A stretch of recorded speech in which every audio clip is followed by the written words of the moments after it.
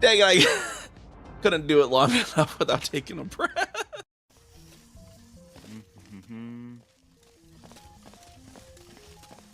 Okay. Got this laser. Let's come down from the ceiling. God, there's so many. There's so many buttons and indicators. Fucking lines are everywhere. Oh, that will send me up there somewhere. Okay. Well, I guess let's see what's up here. I see you found the death room. Damn it, Neve. Okay, so not that way. Understood. That is so many fucking turret robots. Oh my gosh. Die. I wanted them to die, not me. Gosh.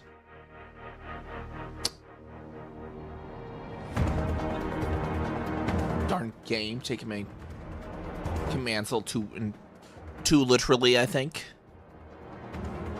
Fluster Neve too.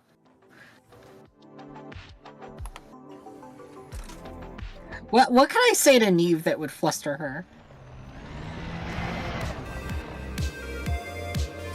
Hello there, everyone. How's it going? How's it going today? Welcome on in, Kira, Anonymous, anyone else who's in here so far. Just gonna continue on with our exploration. We're gonna continue on down to the, well, up, I guess, which direction. A little bit down and up. To HD 158564, the furthest north catalog star in the game. And Desi Castelline. Let's see what we get there.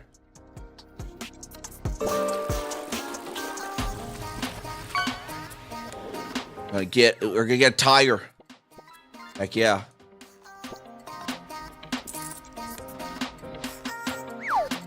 Maybe you can catch a bike and then I can be too tired. Alright. Continue on our way now that we scanned these yesterday. On the Distant Suns account, I'm away from the carriers now. We made some progress last night to this destination that we want to go to. So I'm 2,000 light years away from Rendezvous Point at the moment. If you want to join and explore, though, just you can wing up and you can just explore around that region. Yeah, I'm still wing up with me. I'm down, and you can explore around that region. I'll probably also get on the other account as well at some point, because we only have 14 jumps, and we have 3 hours. So I'll probably get on the other account and probably start exploring from Rendezvous Point on the other account as well at some point during stream. It's the easiest method to get there. Were you riding the fleet carriers already or no? Like, are you docked to the fleet carriers already, right? You're like actually at Rendezvous Point, I hope.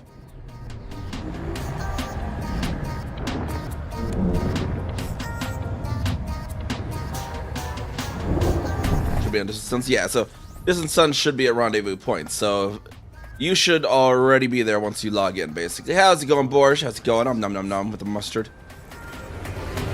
Yeah, if you docked with Distant Suns, you should be there at least. Because I'm not, like, with the Commander NiamhKami, I'm not really riding the carriers. Yeah, but I do have Commander Kezuka's in the system there at Rendezvous Point. There we go, Quack. Let's see what we get in the system, Quack.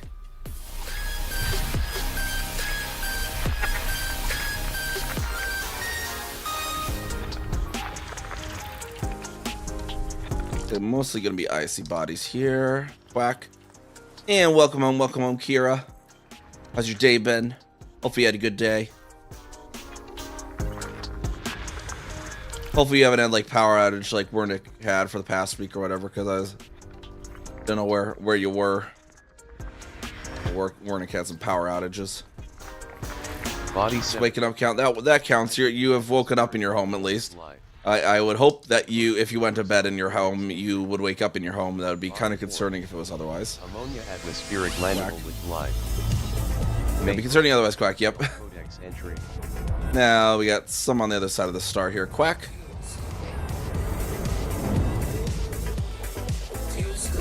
There we go, Quack.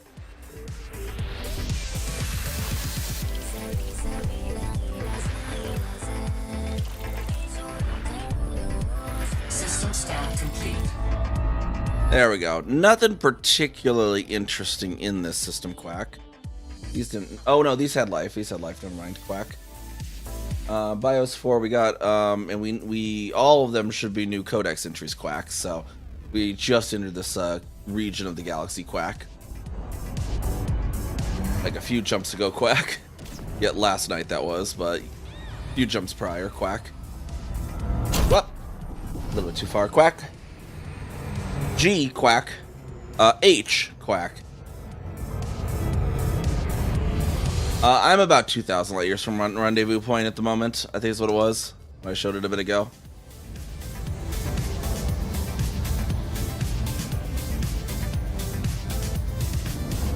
Gruplo sounds like a Star Wars character, Quack. Yeah, kind of does, Quack.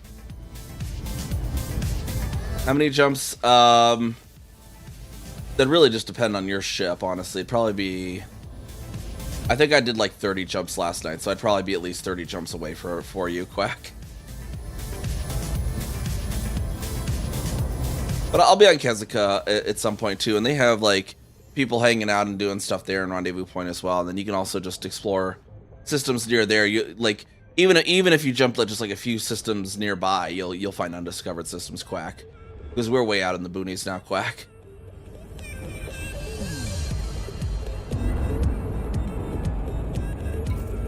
I'm gonna shoot a wing invite if you're in. Telepresence? Yeah, that should work actually. That should be possible. I think. I've not really done it when I've needed to get off on foot. That's the one thing, Quack. If I need to get out on foot, I don't know how that works exactly, Quack. We'll have to see, Quack.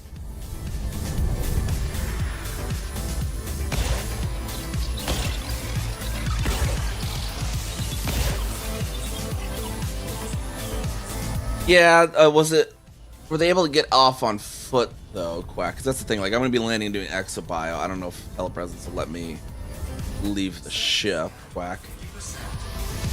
Body 4 may host a new personal codex entry.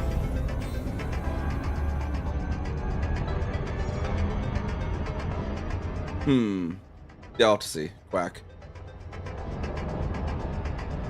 Orbital site engaged.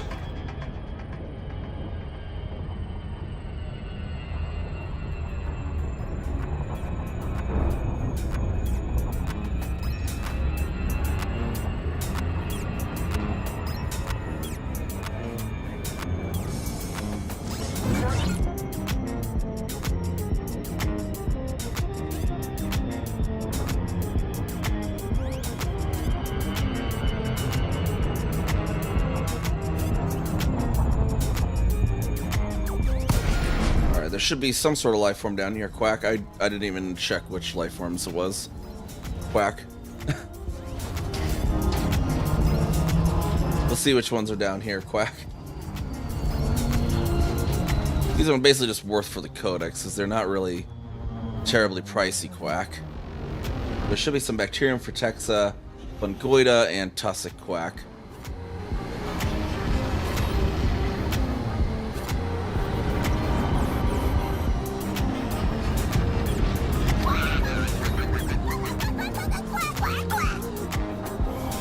Some bacterium already, Quack.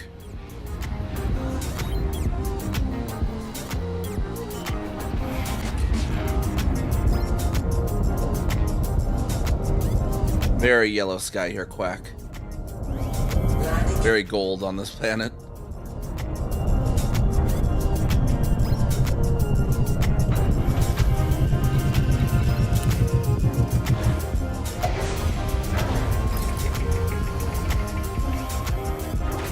We know there's at least bacterium here, Quack. In this area we've landed on, Quack. These quacks are done, aren't they, Quack? I need to stop quacking now, Quack.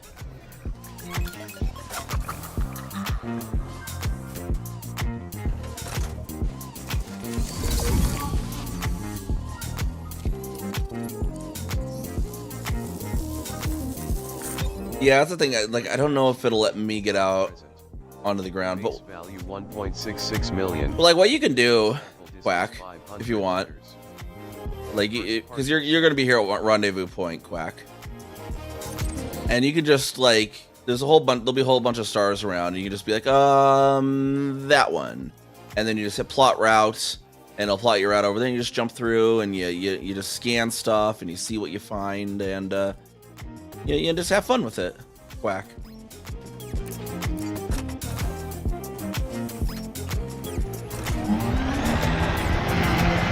And then when I ult over to Kazuka, because I'm sure we're gonna get to the if I get to that star here probably in the next hour or two, I'll ult over to Kazuka, which is a rendezvous point.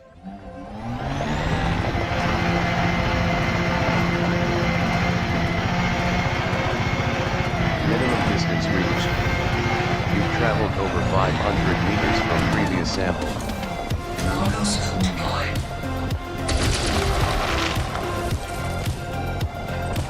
I think I had Kazuka aboard just thanks. If I remember correctly.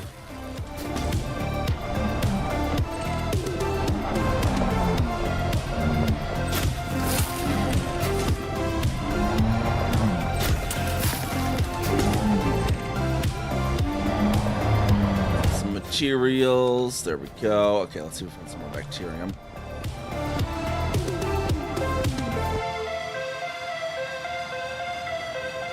Right up there, it looks like.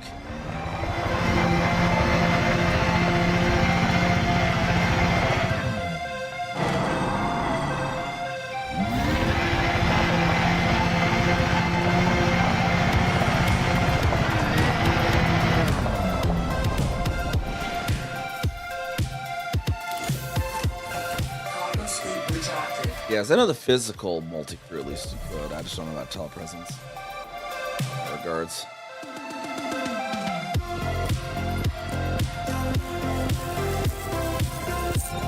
Second partial sample collected. Not seeing any of the other life forms though, besides the bacterium.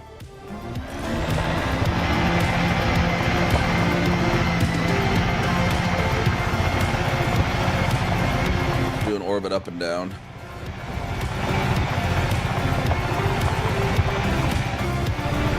Minimum distance reached. You've traveled over 500 meters from previous sample.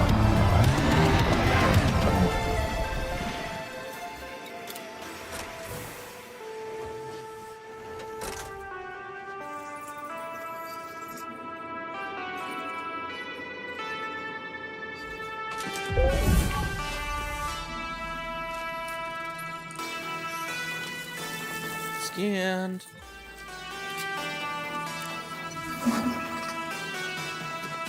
Sample collection complete.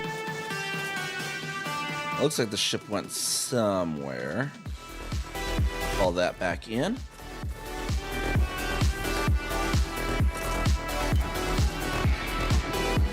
Should land here shortly.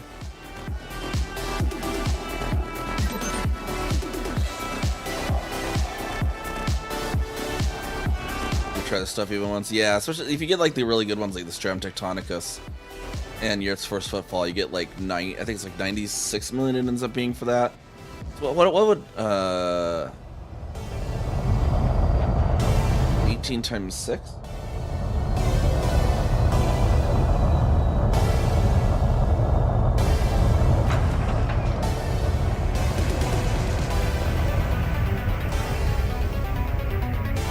Yeah, 96, 19 times.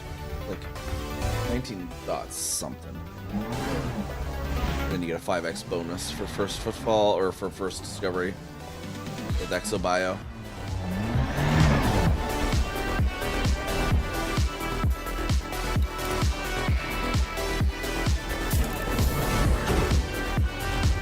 Yeah, because you're signed up for Distant Worlds 3, so you can like, you know, race yourself on out here to where we're at.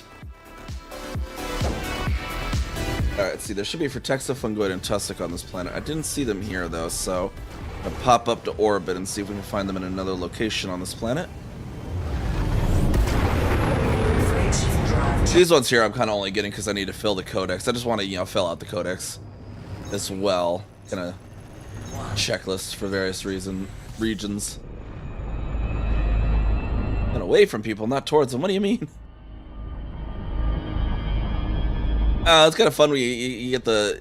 Well, everyone like spreads out from Rendezvous Point, but then you can meet back up at Rendezvous Point and have big gatherings and stuff, you know, or the whatever system it's at the time. Because, you know, we were landing at the gathering zones yesterday. It's just a bunch of ships hanging out, kind of like a car show, you know, imagine. Got Tombs there, we got the Tussock. Anguita, Tussock.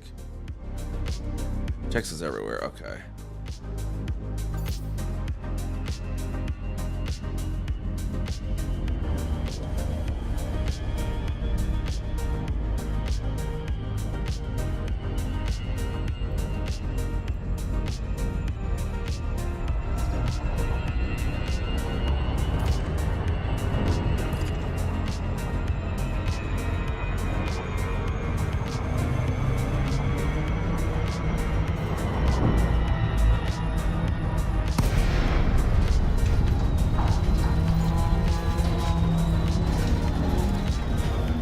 Now it's the rougher terrain that hopefully Frataxa will be in.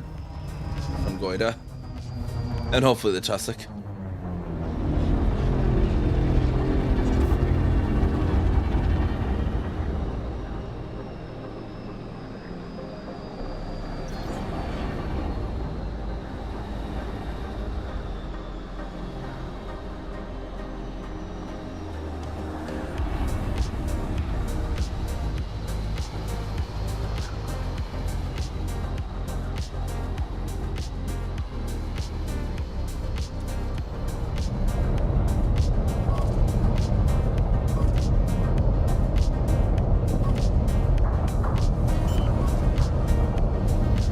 just landing here is going to be the real question. Landing gear deployed.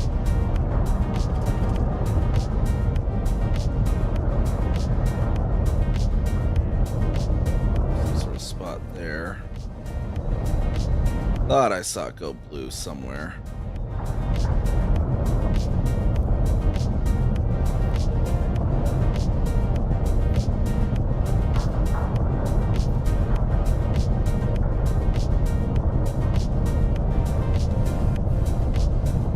Not staying blue though. Okay, stay blue.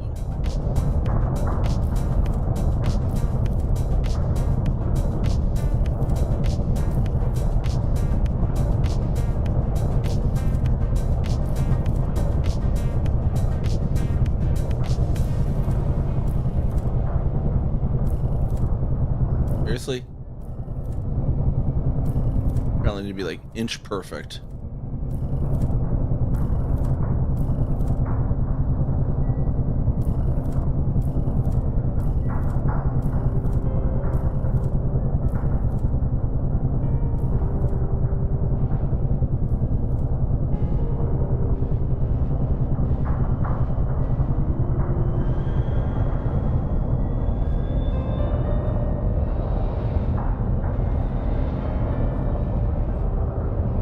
Going well, it's going well.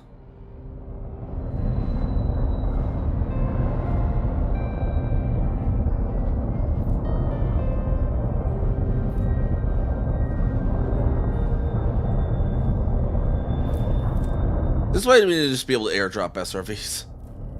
Like, like why do I need to land? Like, why can't I just hover really close and just drop the thing?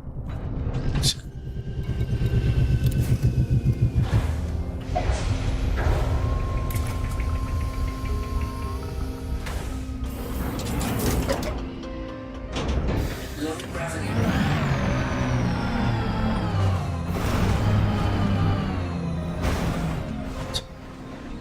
So that's why it had to be precise. We had to like balance the landing gear on a rock. Apparently, is what we had to do. That's why we had to be so precise. We had to like straddle this gap. Apparently. Oh, they can do it in the lore too. Like it was actually done in one of the official novels.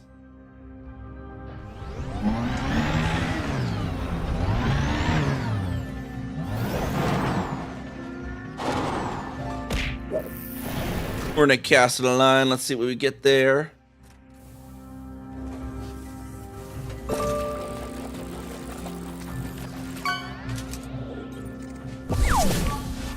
This tussock better be worth it. And then for Texas, wherever that is. Can't stay but a minute 07. Confirmed present. With the Big Mama Pickle at least. Value 1.77 million. Minimum sample distance 200 meters. At least they're only 200 meter sample distances. You know, this rocky terrain, I should probably be in the Scorpion.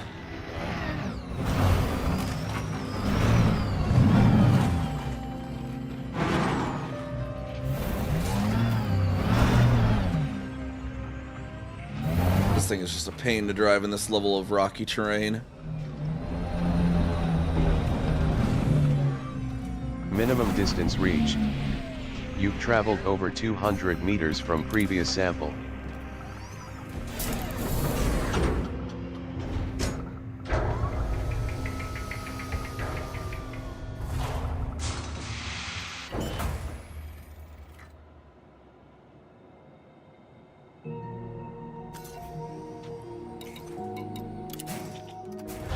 Apparently, big pickles are against the rules, according to Auto Moderator. Low gravity. I like how like Auto Moderator is wrong so often. We really just use Auto Mod more for entertainment than we do actual moderation at this point. Car key, shopping trolley, and a big pickle actually seems like your natural luck. You know, you gotta shop and trip to the store. You got some groceries, that's what that was. You just forgot where you parked the car. You parked it in the pond. You can fish it up. Just got to do some more casts, and you'll fish the car up eventually.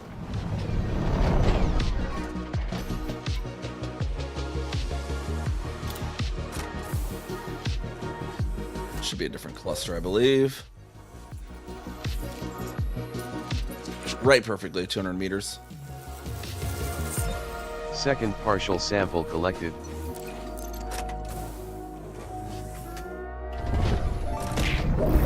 All right, Borscht, redeeming a fish. See what we catch. Actually, maybe both the SRVs suck in rocket terrain like this, honestly. Oh, you got a coffee cup. There you go.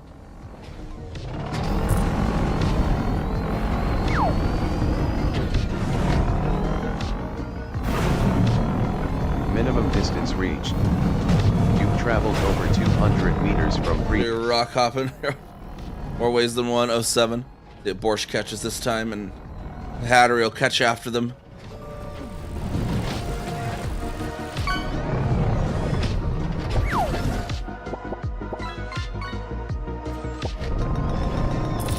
Gotta be some more grass around here somewhere. You got an oyster at least that time. Get some soup with those oysters.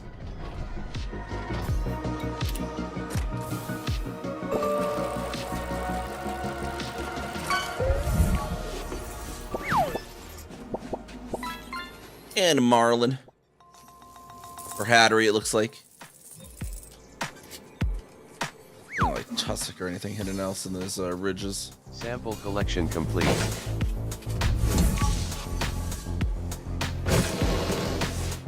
This must just be freaking tussock, doesn't it, again?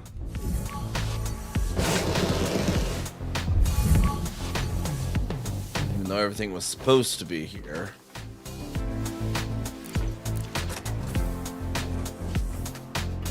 I just say screw the Frutex and the Fungoida if they're not showing up.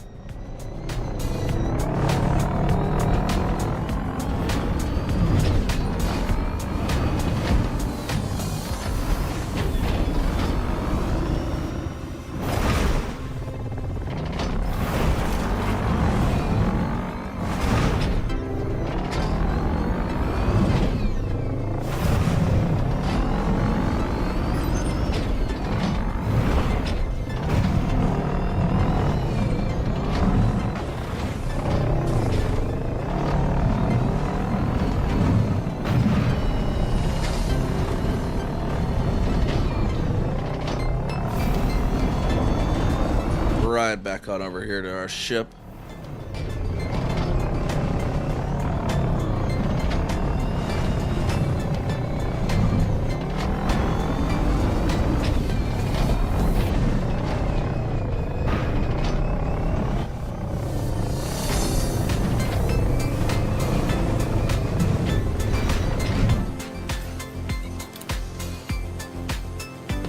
Try and just find some more from the sky again real quick.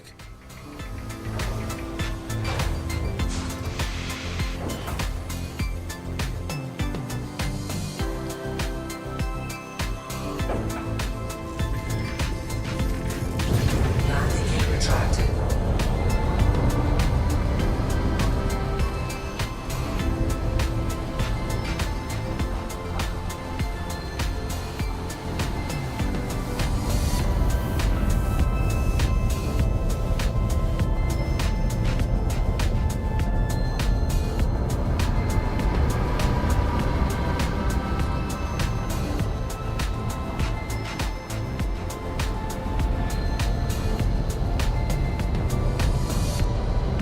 Not sure if I've seen anything else besides the tussock, though.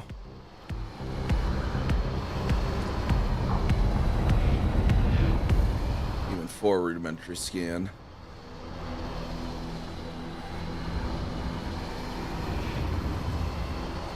Oh, we have that one other system in, one other planet in the system with some life. So let's go tackle that one then, at least. These ones, we might find it some other later venture then. Planet 7 has some bacterium and some Faticulua that we need.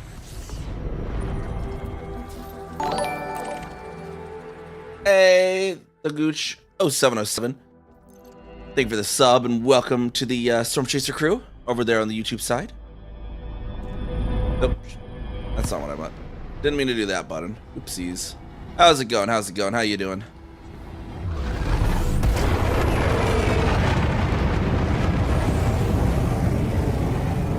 Freight drive check. 3, 2, 1, engage.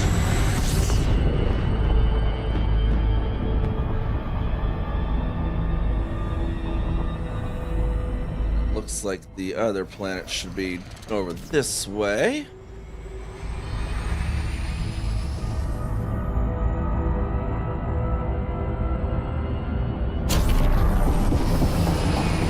Shot it slightly there.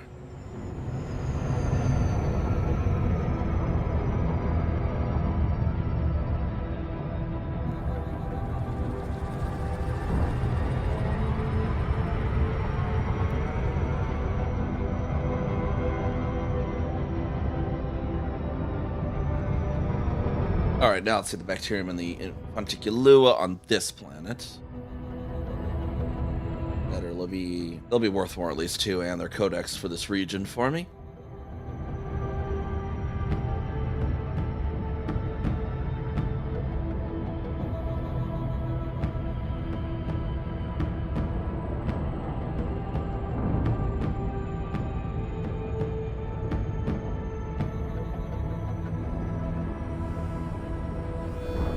Get in there and map the thing, and then we'll land.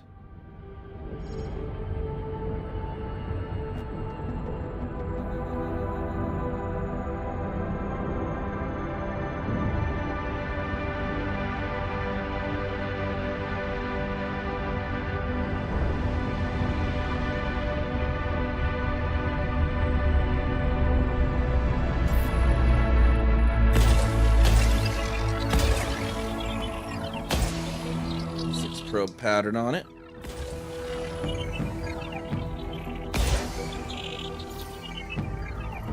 So we'll get on over to the light side as well, because we're likely going to want to land on the light side in this case. You only really want to land on the dark side for like Electric A. Body 7 Surface scan complete. may host a new Bacterium personal and codex entry. Fonticulua, same places it looks like.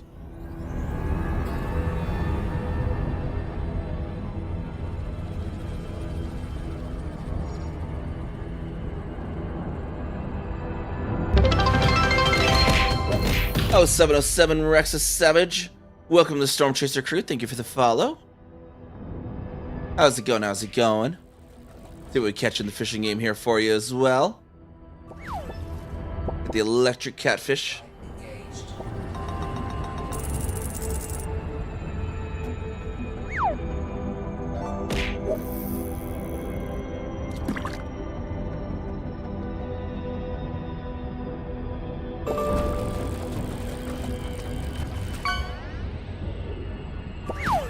And an Atlantic cod.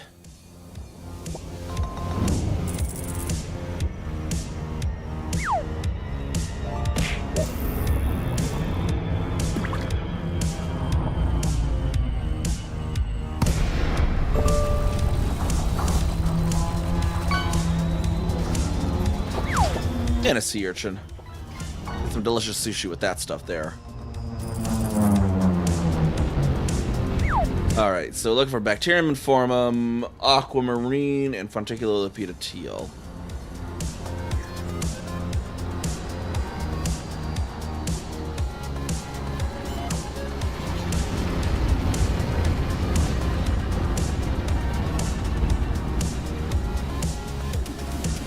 Definitely a cluster of Fonticulua over here. Quite a big one.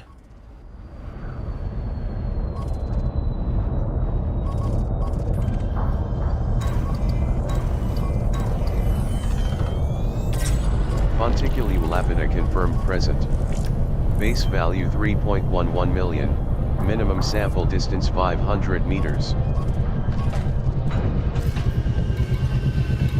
I see, we're also getting that thing for the extra traction. Welcome back, Kira. Low gravity.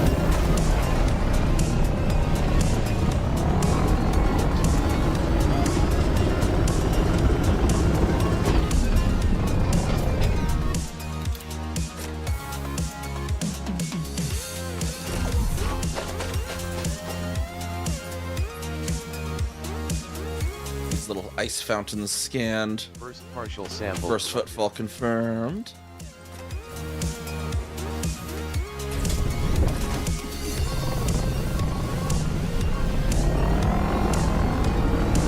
Not much. We found the tussock in a really rough canyon, but we weren't really able to find the Frutexa or the Fungoida reasonably well, so I just kind of gave up on those. They were too much of a hassle for what they were worth. Now we're on the other planet, getting the Bacterium and the Fonticulua.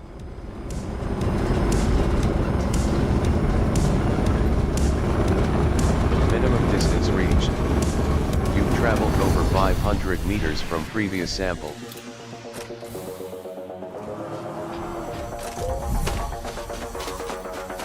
Little baby Fonticulua we can see on. It's just a little guy. The little guy. Second partial sample collected. It's even, they're like the same size.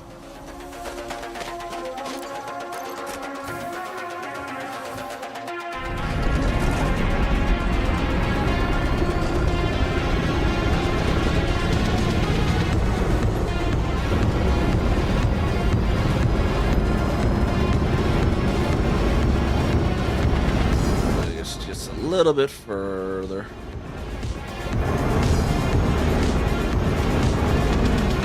Minimum distance reached. You've traveled over 500 meters from previous sample.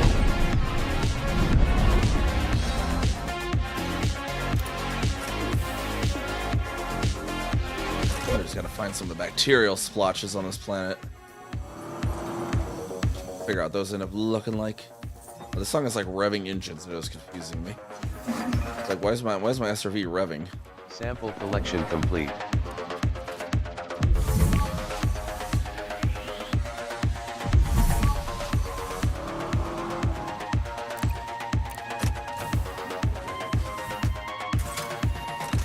I'm not seeing any real bacteria splotches.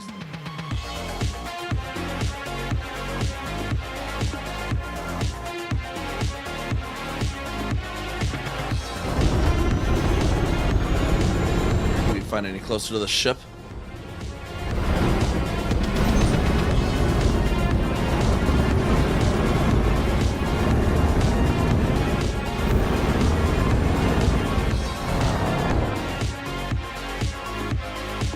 There we go, there's some right there.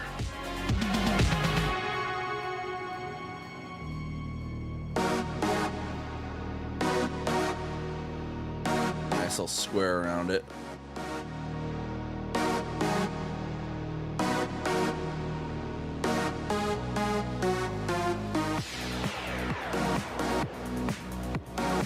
I can make a square, I think.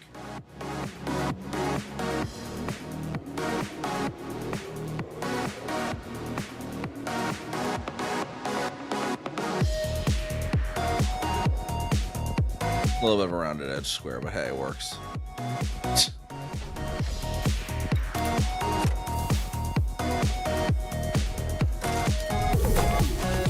We just called this bacteria mound a boring square. That's what they are. They're square. Not hip, they're square.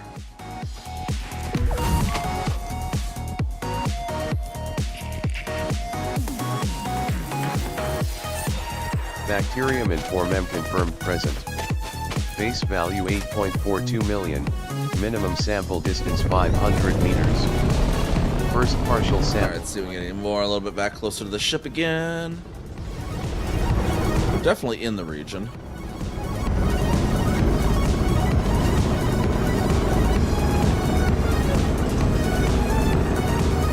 Gotta go 500 meters.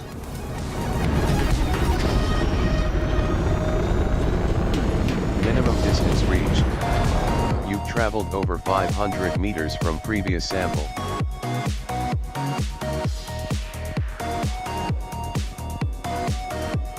Not really seeing splotches here. Is that one over there? There is one, okay. Bit to the right of my ship.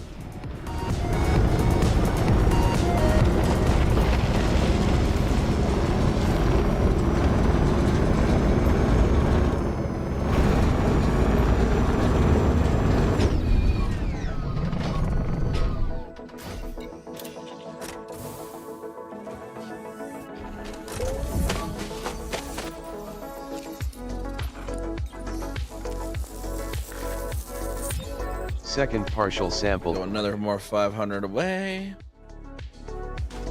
Go towards the NiamhKami band.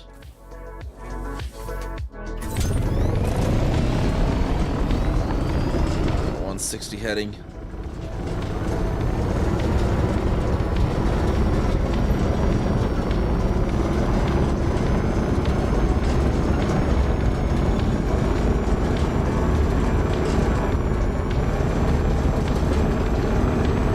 Minimum distance reached.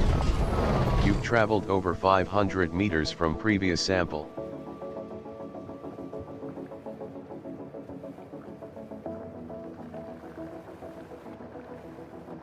Ooh, I don't know if that one's going to be in or out of 500 meter range.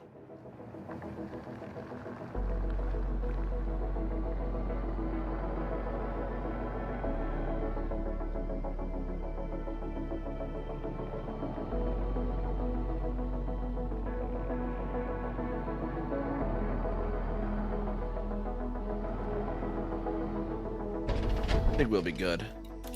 This should be 537 meters away. There we go. Perfect. Find the place we can scan it.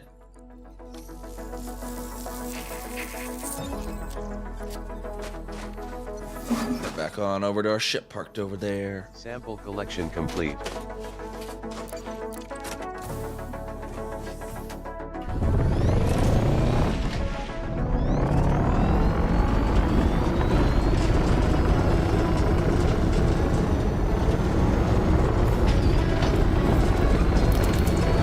Shields offline.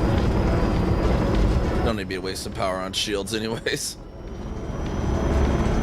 Really no point in that on an exploration SRV.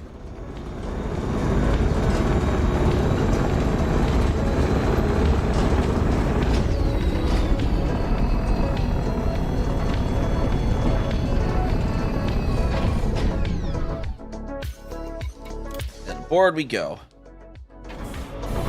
Alright, over to the next system now. See what the next system has for us.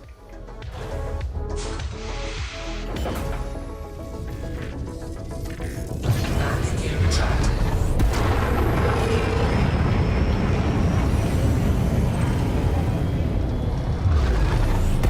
Next system might be above the horizon. Nope, it's under the horizon. We need to go to Super Cruise first for a moment. 4, 3, 2, 1. Engage.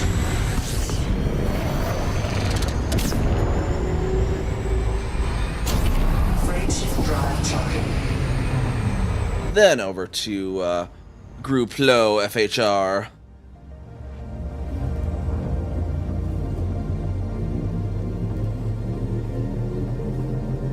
Ready to engage. 3,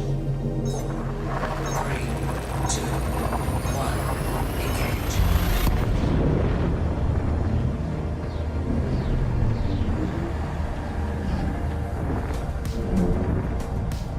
Ah, my head stops feeling weird. That'd be great though. I'm feeling weirdly lightheaded all of a sudden. Undiscovered system. Fuel scooping.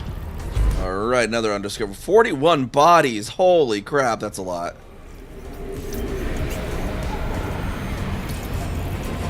Let's see if it's a good 41 bodies. Like, holy crap, that's a lot of bodies for a system. Don't get into the 40s terribly often.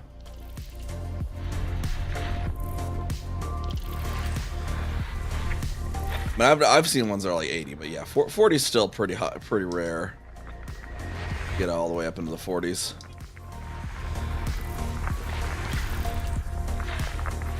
Body 10A. Argon atmospheric landable with life. Some codex Make entries the in new there. Codex entry.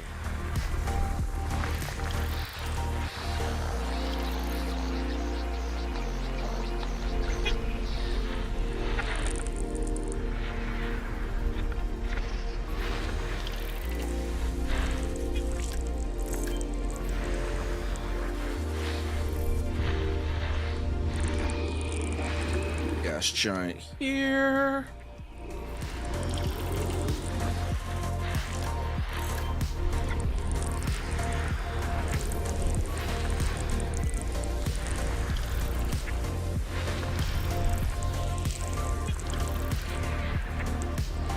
Didn't Body zoom in there. Oh, Carbon is that dioxide. a water-based atmosphere atmosphere? blendable with Carbon lime. dioxide? Holy crap. That's...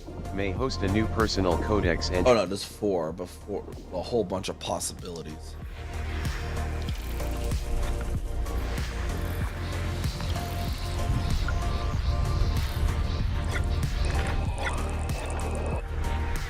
And since we're in a region that's pretty much new to this account, everything's a codex entry, so gotta stop for it all pretty much.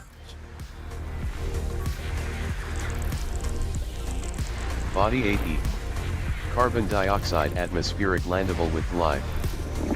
May host a new personal codex entry. Body 8H. High inclination body near rings, offset ring orbit, multiple criteria met. First scan? Wait, what do you mean like first scan? Like, yeah, this is a system that nobody's been to before, so yeah, we're the first one to ever scan this. Body 5A. Unmapped terraformable. Ooh, okay, Body 5. okay. Unmapped terraformable. 5 and 5A are unmapped terraformables. Gotta map those.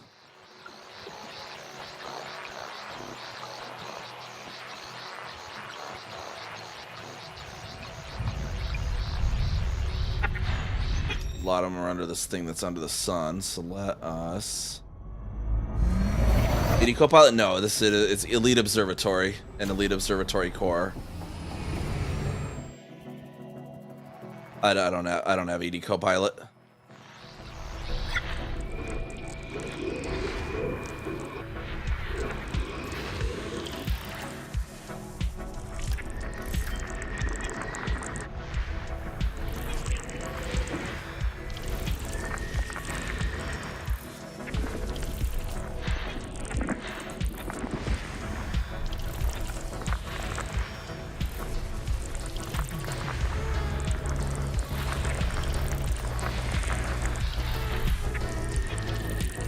System scan complete. Alright, 5 and 5A were unmapped terraformable, so let's go for those things. Knock them out real quick. I don't think 5A wasn't landable, right? It's just 5 and 5A. Okay, they're non-landable, so we just gotta map them real quick is all. For that extra credits of a terraformable. That is one of the things with the exploration too. If you get a terraforming candidate, it's extra money. I can't remember the exact values, but it's extra money. Pretty decent extra money.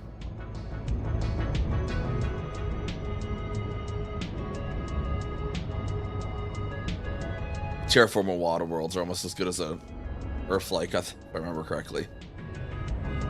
Yeah, there could be terraformable water worlds can be either terraformable or not. High metal content can be terraformable or not. As I understand, Rockies can as well, but those are extremely rare.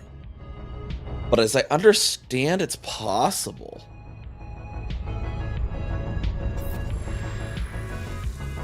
And then apparently there's like one known terraformable ammonia world like in existence. Like apparently that's like extremely super ultra rare or something. I can't remember if that was actually a thing or not, but potentially ammonia worlds? I don't remember. How's it going, Phoenix? Apparently there's a Lagrange storm cloud near Rendezvous point that was quite possibly hand placed. What system? Maybe I'll check that out when I switch over to Kasuka. Maybe if we hop over to Kasuka here later in the evening.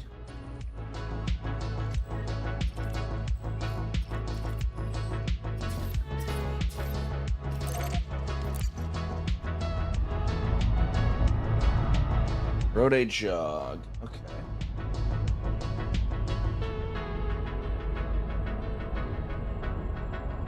No.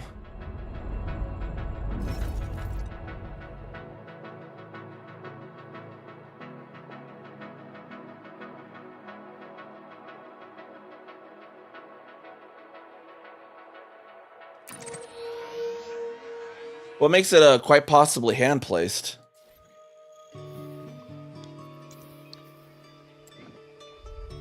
It's not really, because there's usually near Nebula, right? And I don't see one nearby. That is kind of weird. Yeah. Okay. What you just said. I know I have seen some Lagrange clouds that have been not necessarily near a nebula. Not too weird, but yeah, it's a little more unusual side.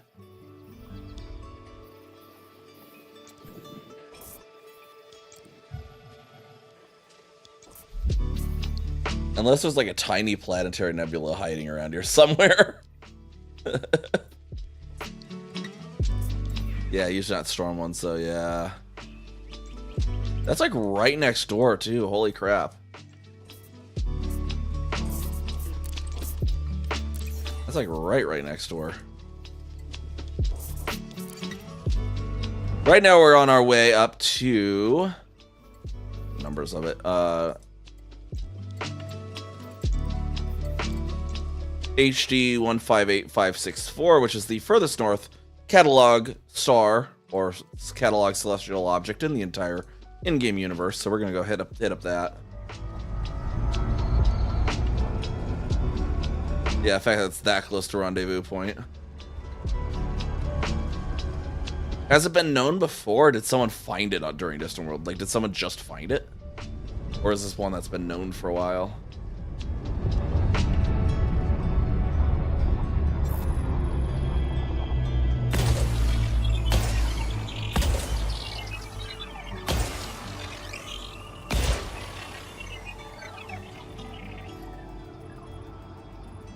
Someone found it, so yesterday. Wow, okay. Surface scanned by 50. My expedition's going pretty well. How's yours going, Death, if you're going out there exploring? Or whatever you're doing. How's your whatever you're doing going? Alright, so we got those. Now we need to hit our codex. 7 Delta had one. What? Hold on.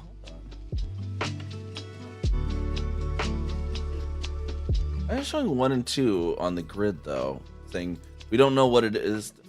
I think it just honk us. Okay, 7 Delta.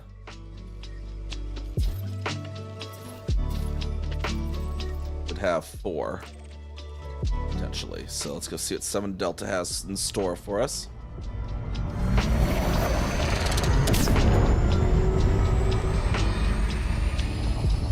Yeah, this is a pretty heavy body system. You don't see 40s terribly often.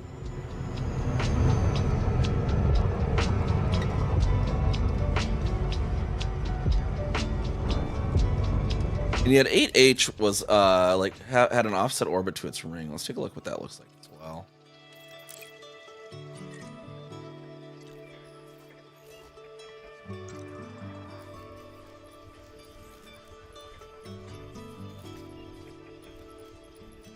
H is kind of has an offset there and might be kind of weird to its rings. I'm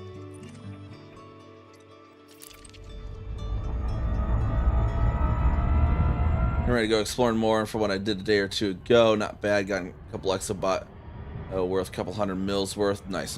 Yeah, I think I've had like 2 Stratum Tectonica since I left Rendezvous Point, I think, last night, so I probably have a fair amount as well.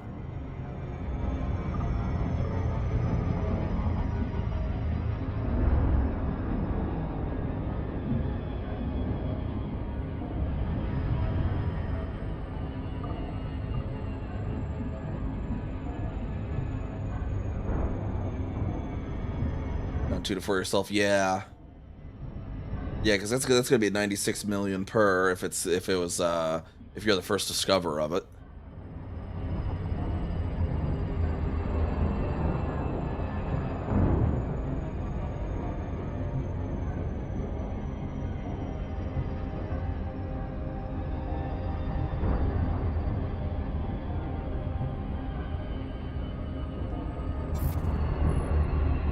That's a little body, just 2.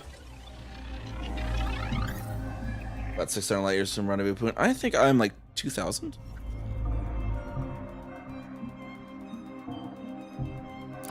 I should just put that. I should just list it in my distance calc in EDMC. So I just always look. Yeah, I'm 2,190. I'm hooking up, heading up to the furthest north catalog star. See what that's at. So we got bacterium, we got the concha, the tubus, and the tussock. Apparently, the concha is kind of the small spawn. Hit those ones first.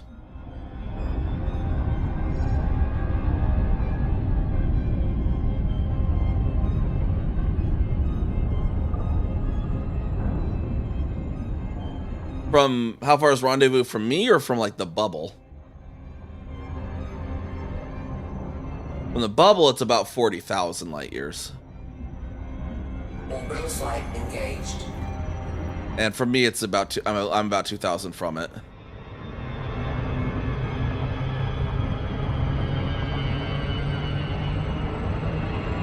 I think it's like 40. Actually, it's like 42,000 from the bubble. Something like that. It's the 40s. It's the 40s thousands from the bubble.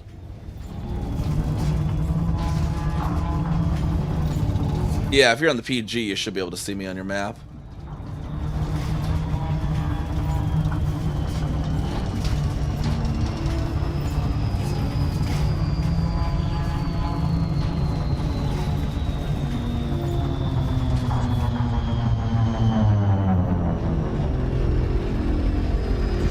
Yeah, very green down in the lower parts. Got a lot of copper down in the down low here. That's kind of a copper oxide color there.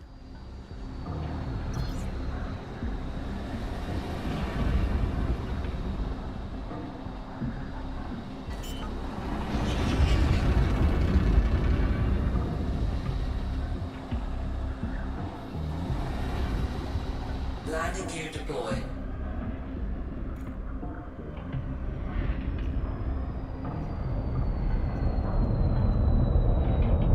Got whatever these things are. That's the concha, which is what we were going down for, I think, right? Concha was the limited one, I think. What was the tubus? Something was limited in this area.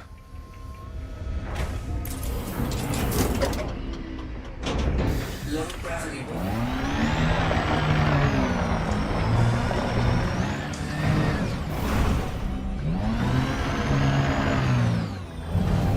Yeah, nice view of the gas gen up there too. Look at that. That's good.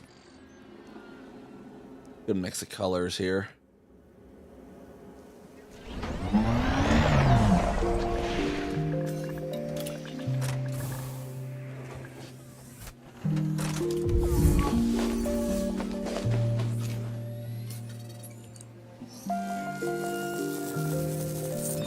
First footfall there. Present. Base value 2.35 million. Minimum sample distance 100. You could track how many Earthlikes and water worlds and stuff you First find. partial sample collected. See, I don't think any Earthlike I find on this trip would top that other Earthlike I found in HD 21503. From previous sample. I don't think I could top that. I guess if I broke another Earthlike record, I guess I could top it, but I don't think I will. That'd be crazy to have two different Earthlike records, though. But yeah, I don't think I'll top that one. A record-holding Earthlike.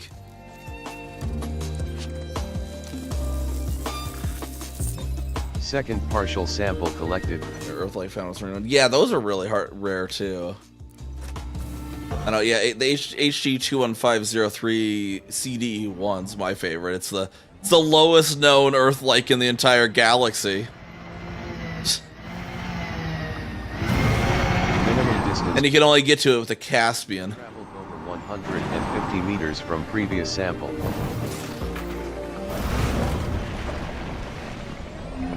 Caspian. You have to have a Caspian and a carrier.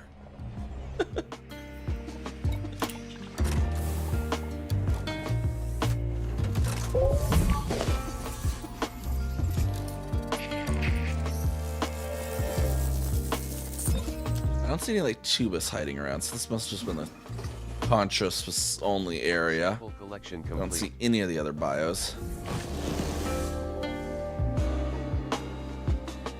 None of the other bios. Yes, yeah, ships. Any ship does. So if you get yourself charged on a neutron, then park it, you can hold on to that neutron boost for later, as long as you don't jump systems. And you can even get in another ship and fly another ship around, and all that jazz. And it'll still remember that your Caspian had the charge.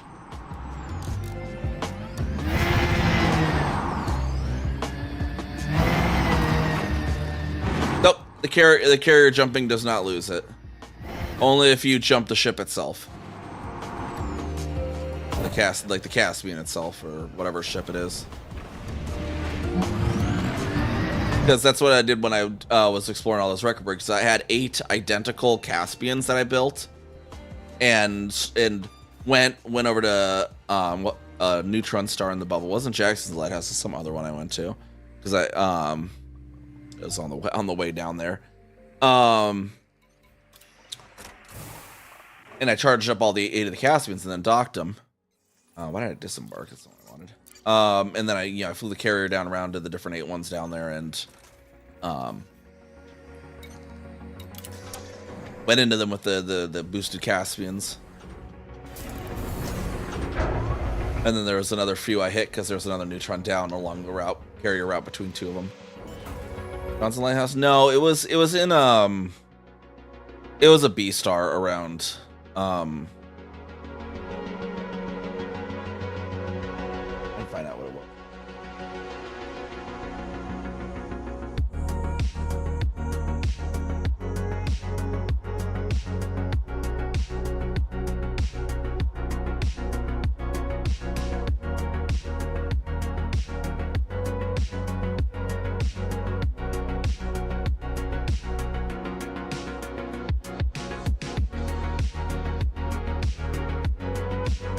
It was the nearest neutron to Sol, if I remember.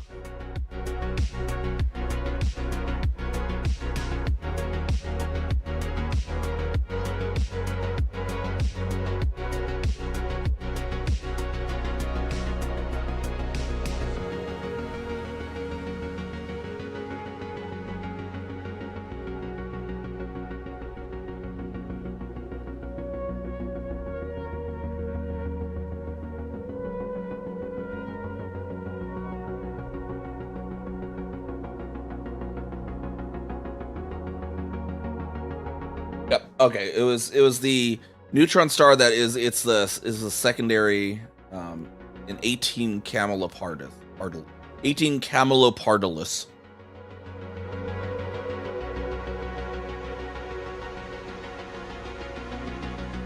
18 Camelopardulus C is what it was. Because I couldn't. The reason I used that is I couldn't get a spot around the actual star at Jackson's Lighthouse. And to charge at 8 of them, I wanted the carrier to be right there at the neutrons. I just like undock, go up, come back down real quick. I charged them up at all at 18 Camelopardulus C. Live gear retracted.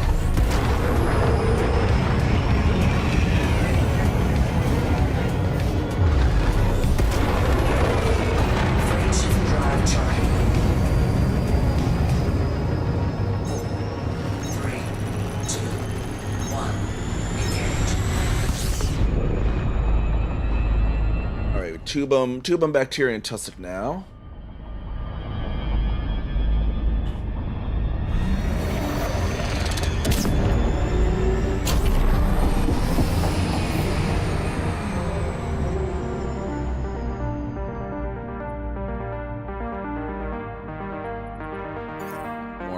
More big areas.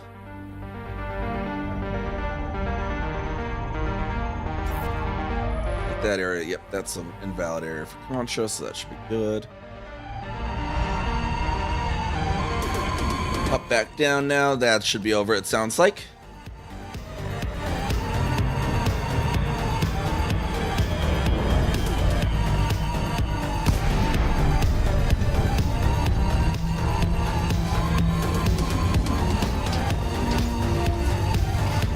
Back from the ads, nice.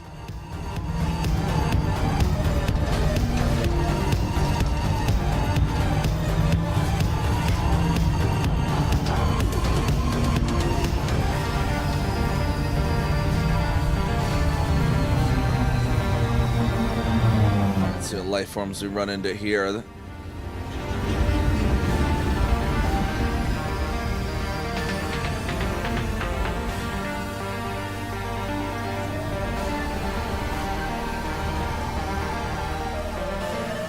bit of a smooth area over here, at least. It's very rocky. Bacterium Orachis is not really worth triple scanning. We'll just get in the codex this way. Bacterium Orachis confirmed present. Tubus cavus is worth scanning. Minimum sample distance 500 meters. Cavus, right? Tubus cavus confirmed present. Base value 11.87 million. Minimum sample distance 800 meters.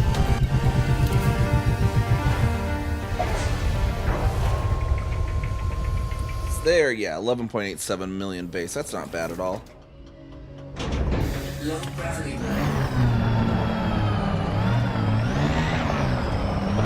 Expression buddy here. No, everyone keeps asking if it's different programs. And it's not. It's Elite Observatory. People keep like, is that ED Copilot? Is that I guess Exploration Buddy? It's Elite Observatory. Someone asked if it was Discovery Survey once, I think. But First partial sample collected.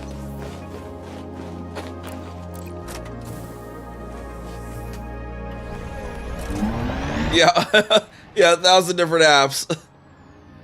I don't know. I just figured Elite Observatory is more common than ED Copilot and the other one. Yeah, they probably all just use the same text-to-speech APIs. I imagine so.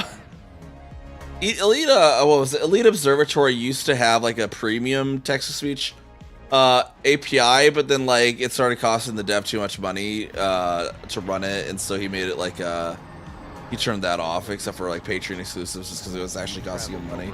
But that one was so funny because I had set it to be like this voice. It was like Tina frightened, and so every time it was just like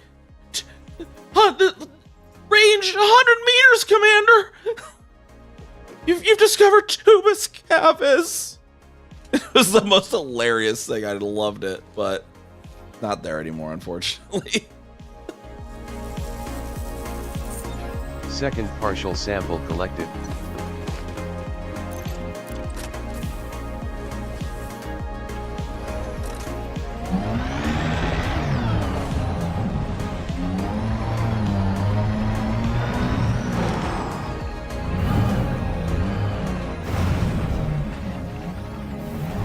I noticed that some of the Tussock propagator was around as well.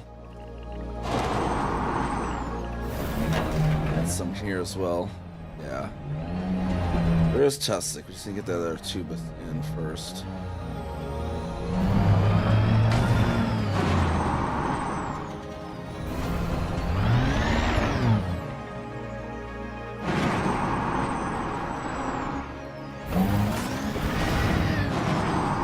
$35 mil, I assume, after the bonus. I don't think anything goes up past 19 base.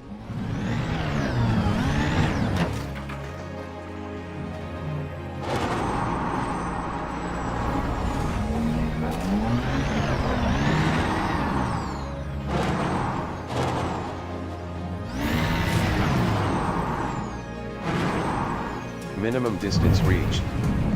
You've traveled over 800 meters from previous sample.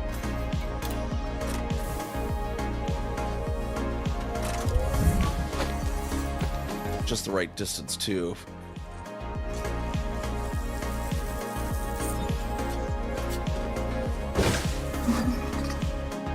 That's like just the nice thing of the first footfall too, is there's no delay on it, so you always know if there's not a first footfall, there's not a first footfall. You know, it's not like mapping and whatnot where someone might beat you back. There's no first footfall, it's no first footfall. Yeah.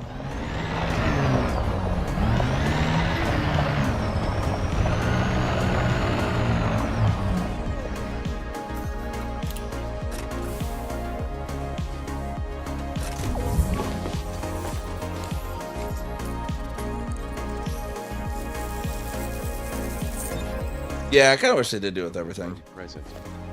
Base value 1 million. The discovery map, you know. Distance 200 meters. Like, you still have to turn the data in to get paid, but you at least get credit for being the first. Because, you know, first is first, whether or not you actually got the data in. To be fair. Minimum distance reached. You've traveled over 200 meters from previous sample. You maybe even get a first data sale point on there, too. You get, first discovery, first mapping, first footfall, and first data sale.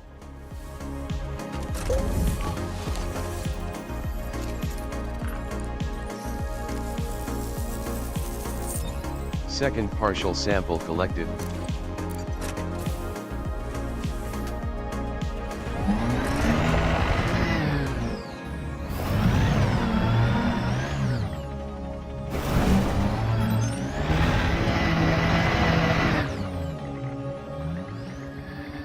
Minimum distance reached. You've traveled over 200 meters from previous sample. Tussock here. There we go. Final Tussock. Some kind of cheese with just going self-destructing that doesn't sound right. Yeah, I guess that. Sample collection complete. Like maybe at least discovery, you know, or whatever. Maybe have it be an icon that the data hasn't been turned in, you know. You get like there'll be like a, you know, star, like it'll be like first discovery, your name, and then it'll have a star if you actually turn the data in. That way people know.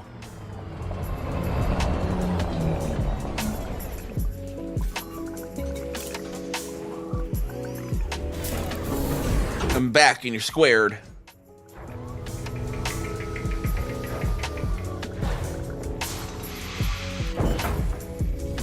Alright, then 8 Echo was pretty much all the same stuff, although 8 Echo has the Tubus. Tubus might be kind of worth getting twice, just because of its price.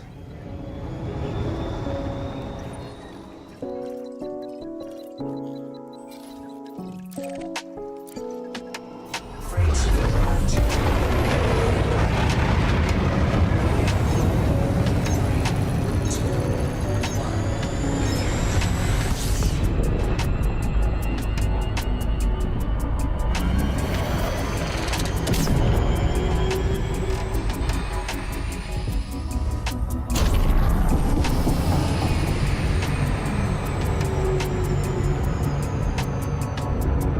We don't need codex entries on this one, but the Tubus is valuable enough. I could say we can land for it.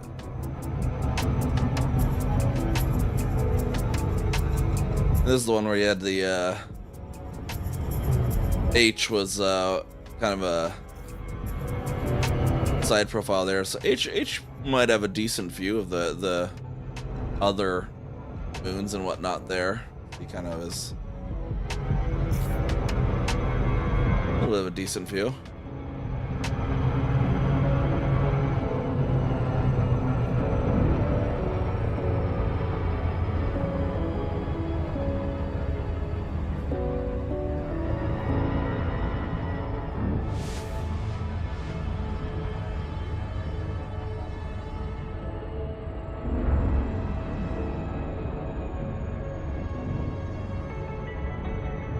Eight Echo. We'll have Tubus Cavus on this as well.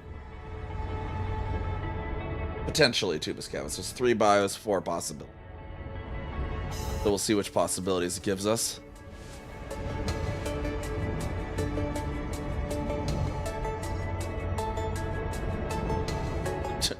You're squared. That's crazy. What's that like? It's very hip, from what I understand. It's very hip to be squared.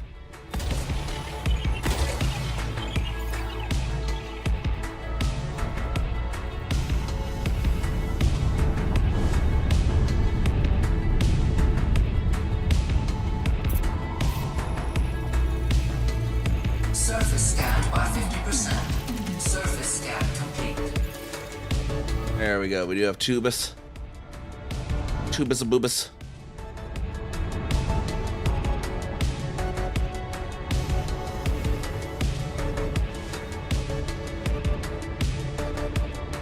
Orbital flight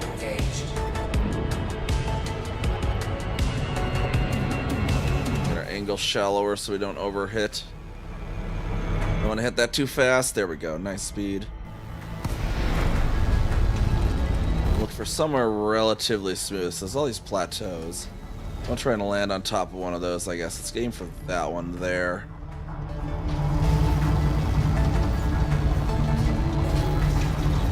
I've heard of a game called The Finals before. I've heard of it, at least. I have heard of it.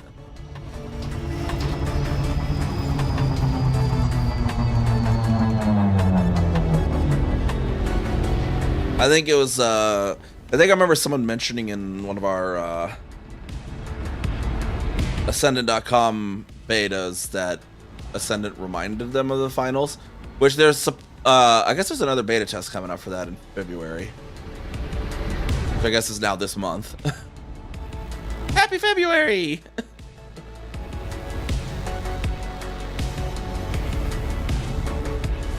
Might have been you.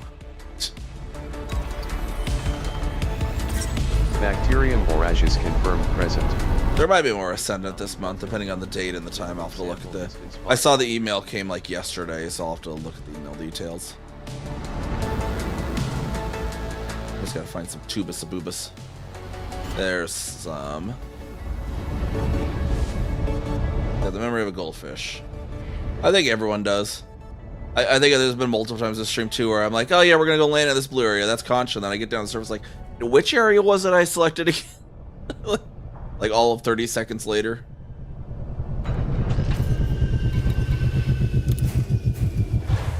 I'm trying to find stuff on the dark side of the planets. Yeah, I only really land on the dark side if it's electric K. Everything else is not really worth the dark side if you can avoid it.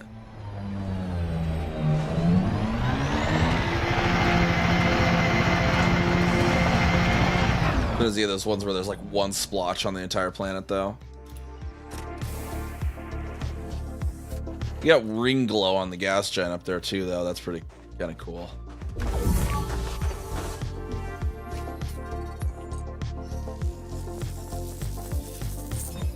To this cab is confirmed present. Base value 11.87 million. Minimum sample distance 800 meters. First partial sample collected. 800 meters.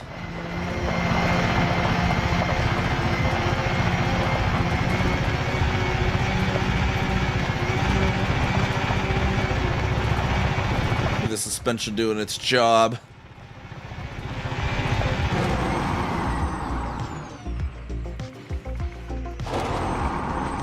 Minimum distance reached. We've traveled over 800 meters from previous sample.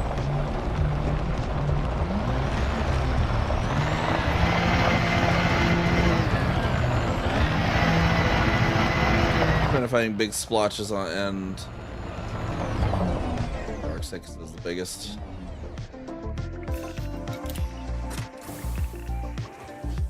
Yeah, usually I don't. Even small swatches, they usually aren't so small that you wouldn't be able to get 3 within them.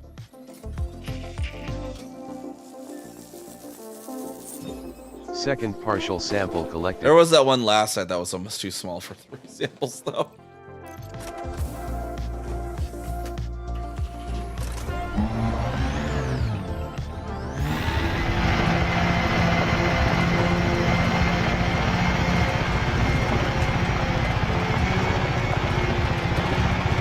They sometimes tend to spawn outside their splotches a little bit as well too. I had one last night too where I was like, oh, this is a really small splotch, and then it landed into it was like just the valley. But then as I was approaching, there was the cactus outside of the valley that was supposed to be there that they weren't supposed to be outside of.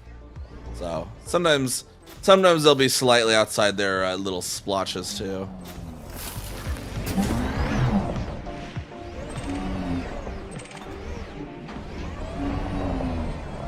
Iron.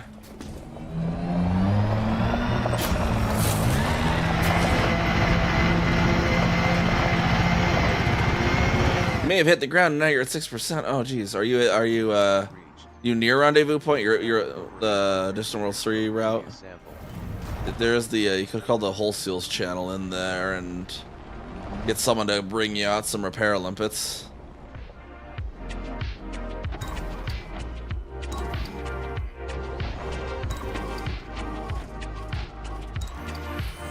Probably a little far from me. Propagato confirmed present. Base value 1 million. Minimum sample distance 200 meters. I had push come to shove. I can bring your repair limits too from my other accounts. So tired. You're too tired. Like a bike. About 750 light years out.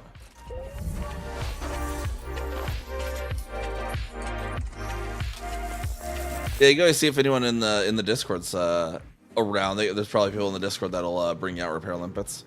Sample collection complete. If nobody responds, I could always pop over. Maybe I think my Mandalay has repair limpet controllers on it.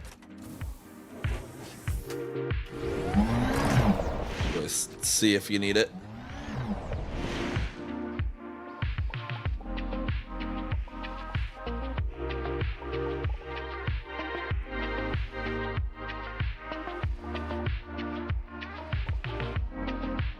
Or if you just you DM me what system you're in, and I can always take a look. We can get a rescue in. Okay. Gonna jump back, perfect.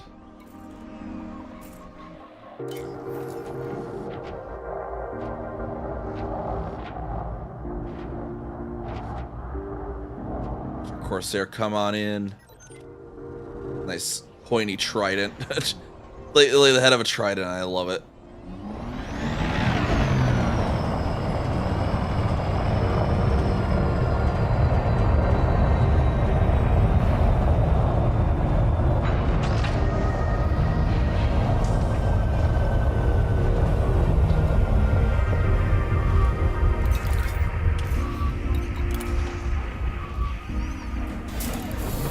Alright, then 10 Echo had the bacterium and the Fonticulua.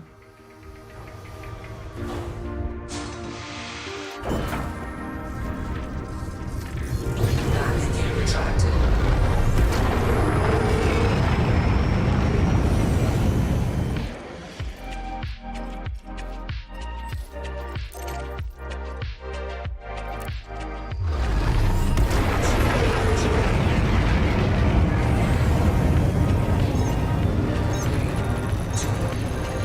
There's no more Exobio until you get repaired, yeah. At least you're only 9 jumps, so you can pretty much buckyball that real back and forth real quickly.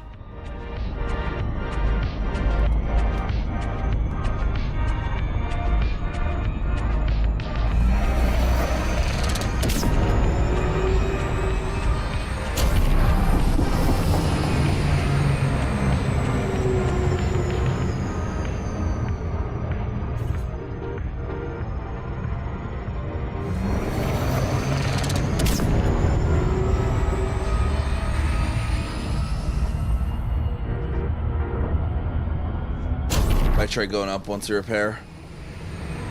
That's always a fun way too, yeah. Just seeing what's directly straight up. I mean, I found Distant Worlds 2, I found one of my favorite systems by just drilling straight down from Omega Nebula. And the Chiloya SXT blah blah blah system. That's such a good view. It's just like straight down from Omega.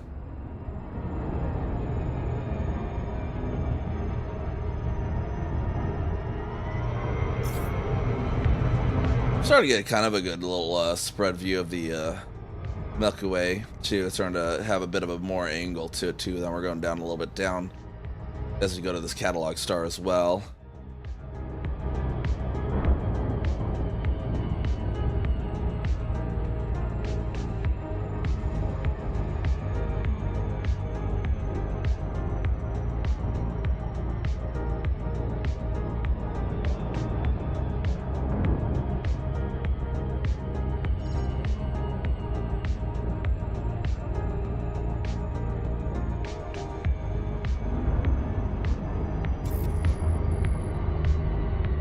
To Pro Planet.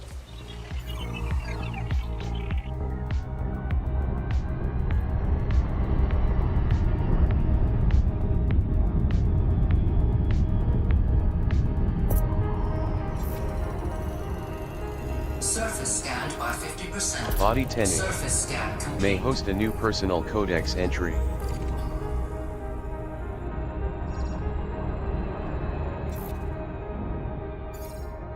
Bacterium and the Fonticulua.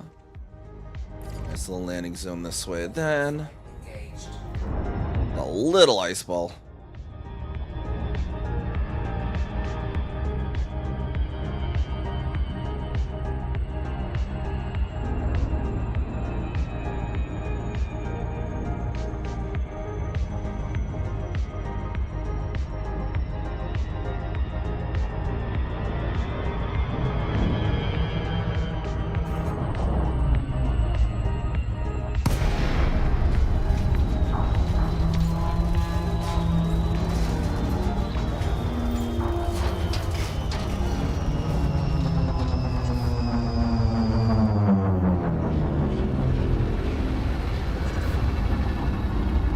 Reflection is very round there for some reason.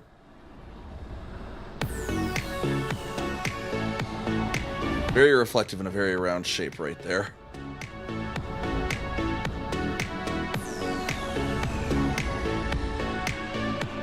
And then the ice gets more matte over this way.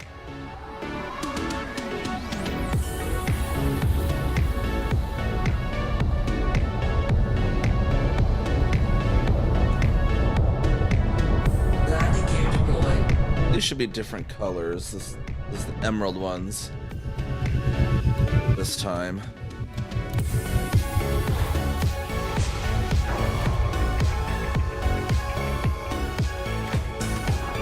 A very green sky as well. It's like, speaking of emerald, it's emerald sky.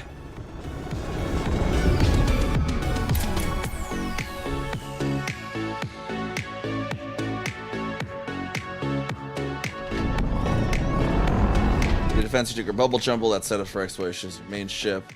Caspian is your secondary ship. I'll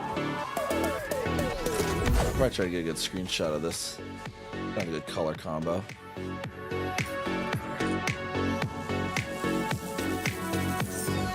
Ponticuli camp sprees confirmed present. Base value 1 million. Minimum sample distance 500 meters. Get our gold SRV in there as well. Sample collected.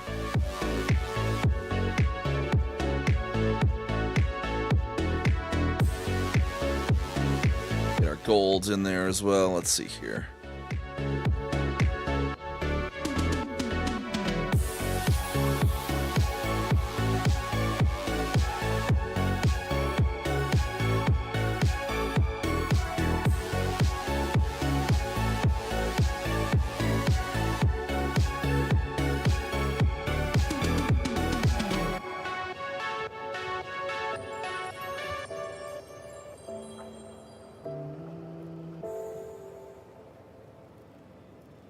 Alrighty.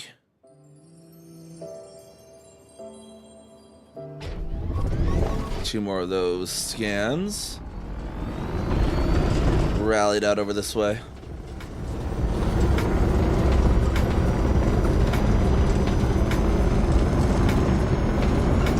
One of the nice things of the Scorpion 2 is it has the extra traction, so it's not so squirrely on the ice worlds. Minimum distance reached. You've traveled over 500 meters from previous sample.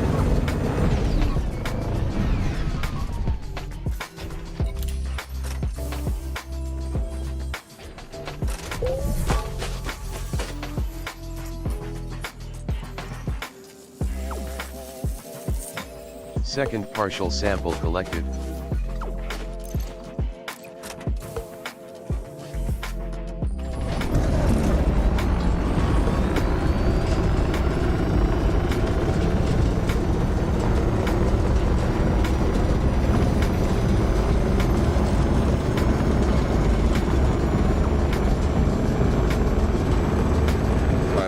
This way. Minimum distance reached. You've traveled over 500 meters from previous sample. Right, perfect distance here. Oh. Oh, dang it, these are just slightly back behind 500. Oof.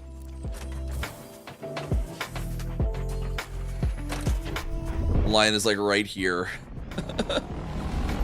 So my SRV was further than 500, but not those.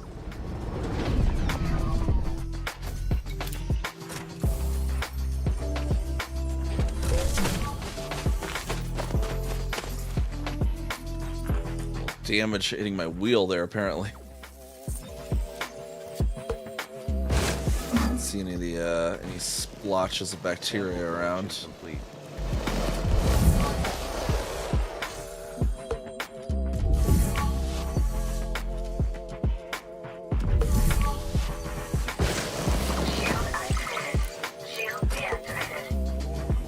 Alright.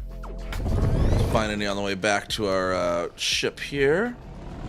Keep an eye out for some bacteria splotches.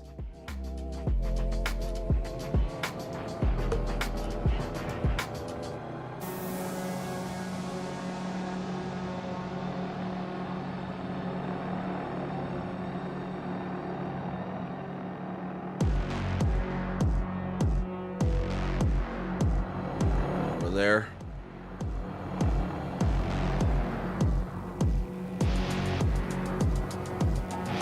Trying to go to the carrier and ended up finding 2 terraformable high metal contents. Nice. I mean, at least they're not requiring a land. They're not like requiring a landing.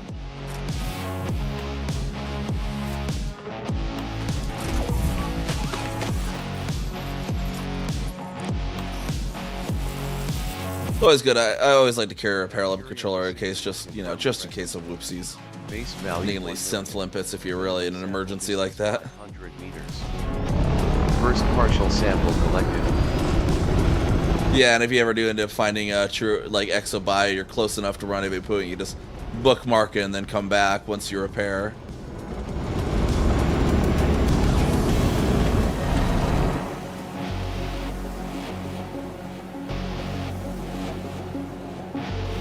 Minimum distance reached. You've traveled over 500 meters from previous sample.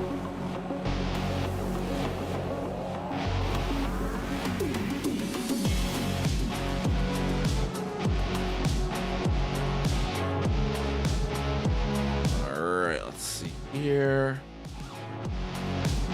If I can, oh, I guessed correctly where the landing gear was gonna be. Find more splotchy splotch.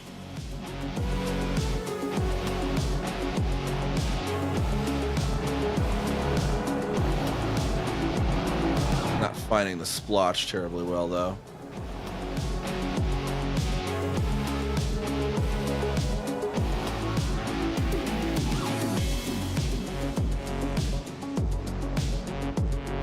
Flying over this way.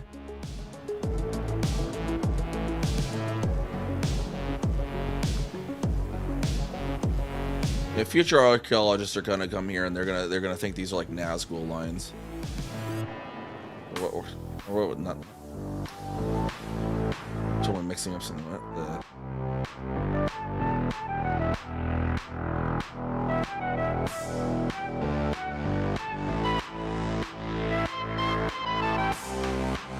Nazca lines. Like that, that's wrong, but I don't know. Like some Nazca lines here.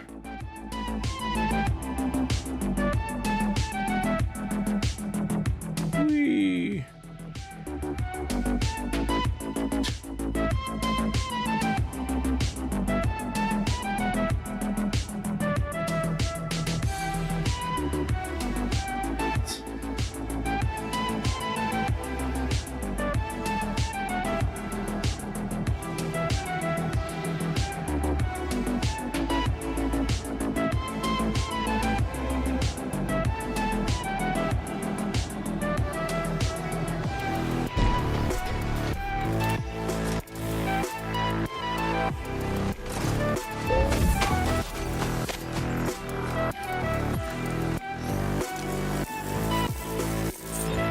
Second partial sample collected.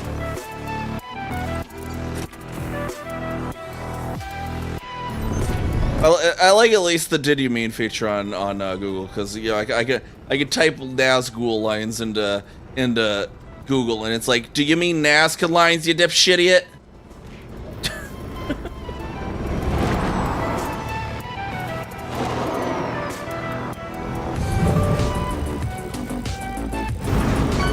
Minimum distance reached. You've traveled. Oh my god! Oh, yeah, you found the car. You found the car. I think Wernick was looking for that. He had the keys.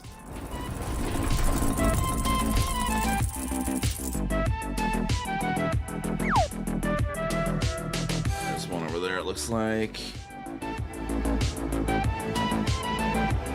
You just have to get the keys from Warnick.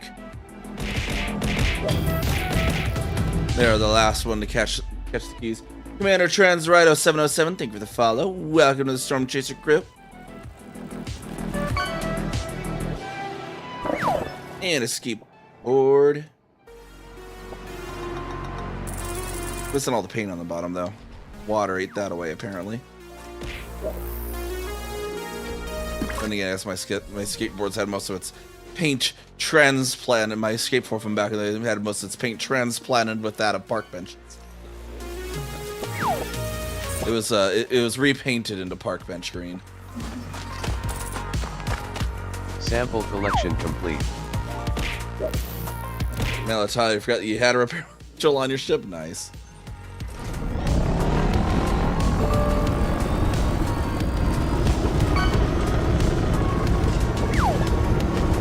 And a streak spine foot. Go with the skateboard. Always need a streak spine foot for your skateboard.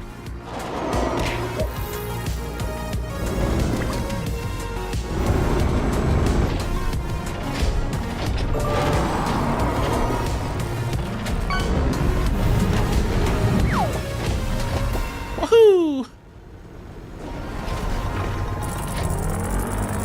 That's a town in Nebraska. And it's also a fish. And it's also a bush that the town in Nebraska was named after.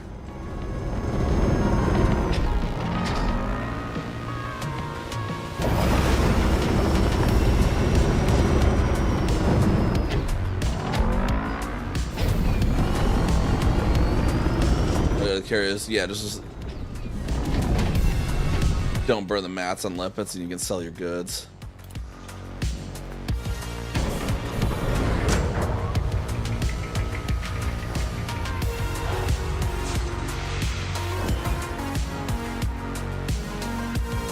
And we got the water, the streamer in there. Remember, streamers are your Tamagotchis. You got to take care of them. Got to water them. Oh, let's see what we catch here. Yeah, head over to our next system, which might be in the sky. Yeah, it's starting to below the planet. So let's super cruise first. Got some cod for dinner. 3, 2, 1, engage.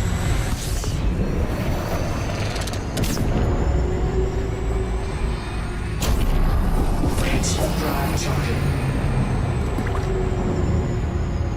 Cod and a car. Yeah, that can be your professional driver.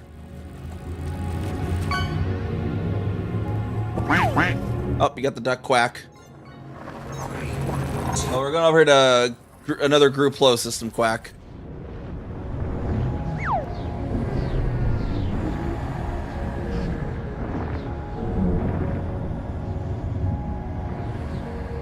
A duck for the dashboard quack, yep. Alright, we'll honk this system. Let's see how many bodies this one has, quack. Discovered system. 26. You got another lot of bodies system, quack. Get this all scanned, quack.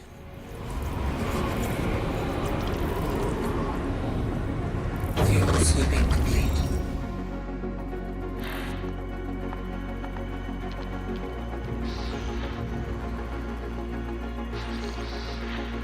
Where are they, quack? There they are. There's something, quack. Body 5. High inclination body near rings. Got myself back to 50% now. Nice, nice, quack. Yeah, the repair limit like synthesis is like so with the 10 iron, 10 nickel quack. It's kind of expensive. Personal codex and That would have been like a great body 5e. squadron bonus is like reduced limpet synthesis costs. Quack. May host a new personal codex. Miners would probably love that. Reduce it down to like one iron, 1 nickel. That'd be really good. Quack. Quack. There we go. Here's some more quack.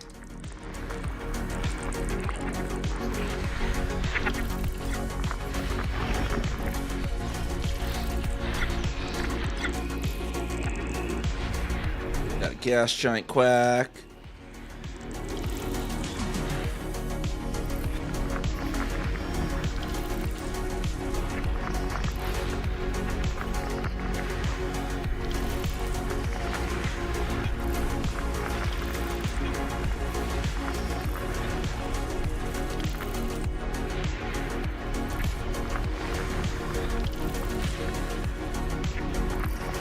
Body 1D egg.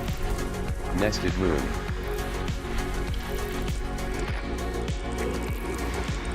Why do I have the nested moon thing? I'm never really interested in nested moons. Fairly often, they're not usually terribly interesting looking, just besides being a little more uncommon. Quack. I'll check that quack. I can tell it's a nested moon by its planet call. Quack.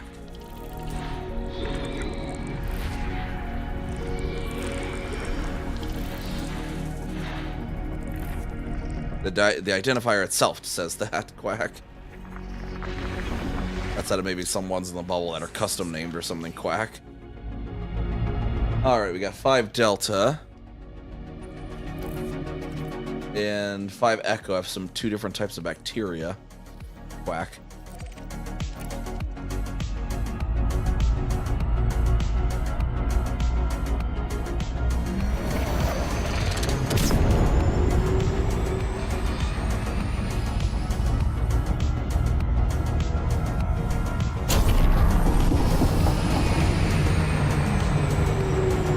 Land on these is Bacterium vesicula red and orange, quack, on the planets respectively, quack.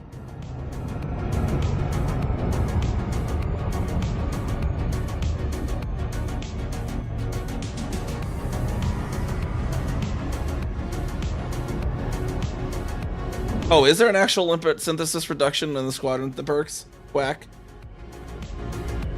I know there's FSD synthesis reduction, quack. I think we have that active right now on CAK. We have barely, our synthesis reductions are real small for FSD injections, quack, if we ever need them. Quack.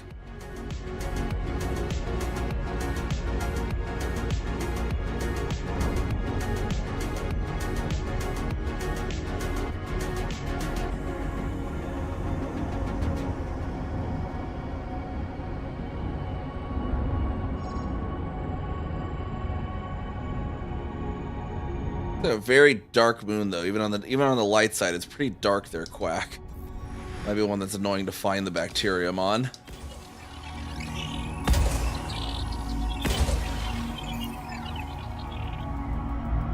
We'll give it a good shot though, quack. This is mainly just a codex though, so maybe I could just do the ship scan, quack. Surface scanned by 50%. Body 5D. Surface scan complete. May host a new personal codex entry. Monticulum, we don't necessarily need, quack.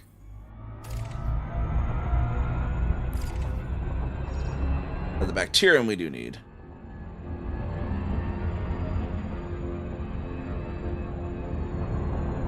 Orbital flight engaged.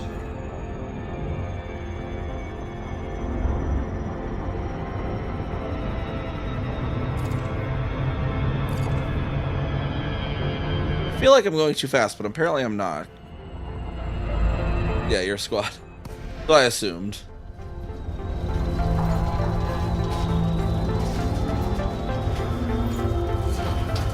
We're actually like right near the equator, apparently. Look at that. We're just ever so slightly south of the equator.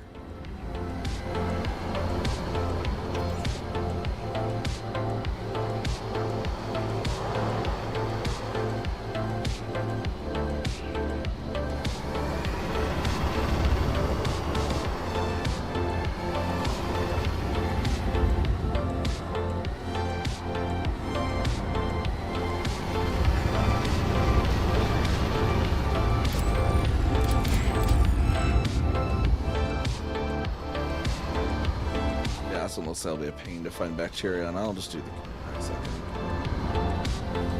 the single scan if I can find one.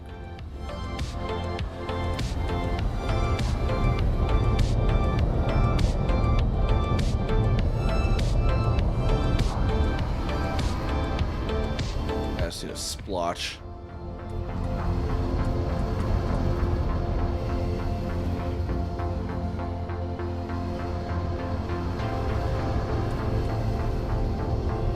Splotch anywhere.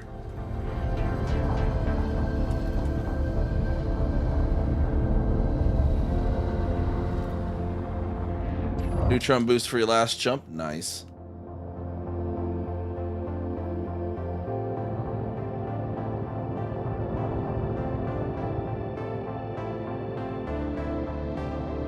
Splotches though.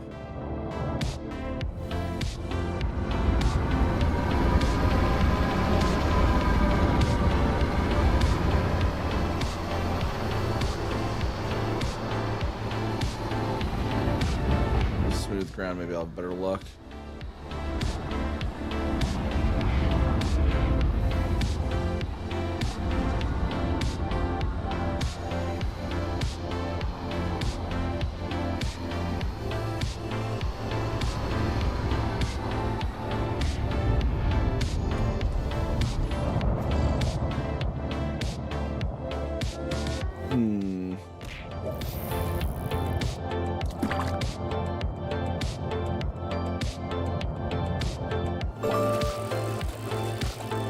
Here.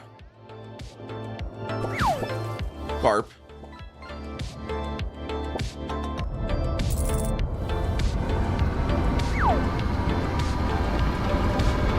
Should definitely be bacterium somewhere down here.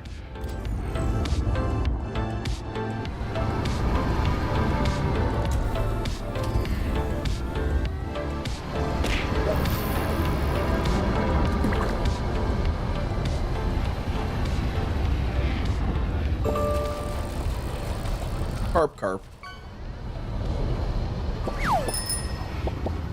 We got bike. We're too tired.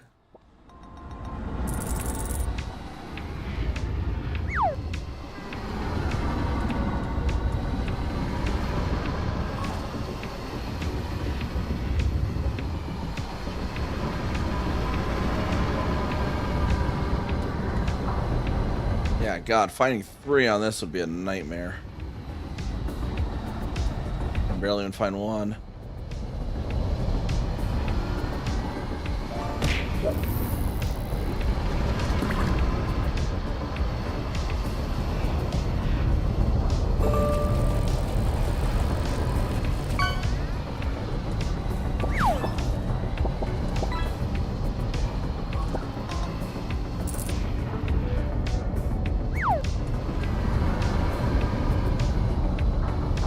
Man, where is this splotch nonsense at? If I land, I can use the scanner to just pick one out or something. Maybe it's just disguising really well or something. Landing gear deployed.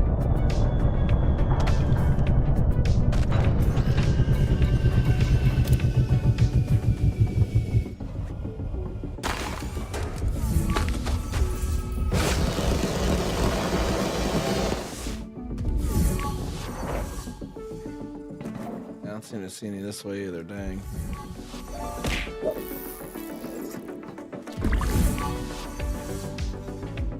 It's just nowhere to be seen, apparently.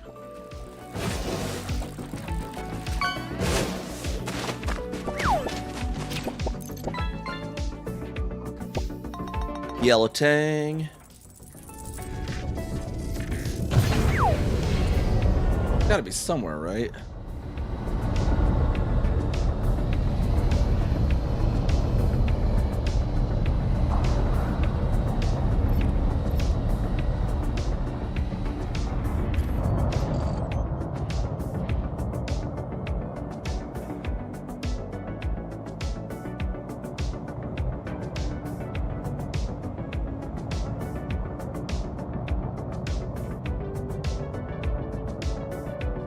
Maybe.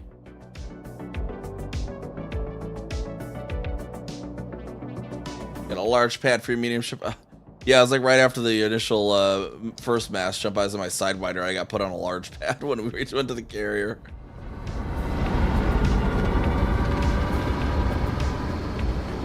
Landing gear retracted. Maybe the bacteria will be down in the valley? Maybe get some more luck down here for some weird reason.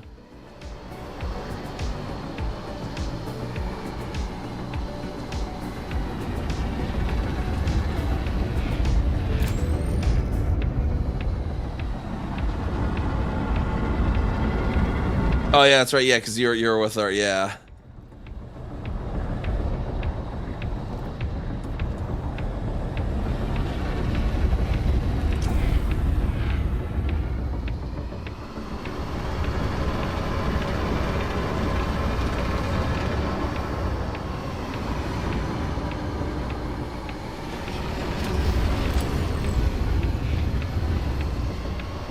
Well, screw this bacterium.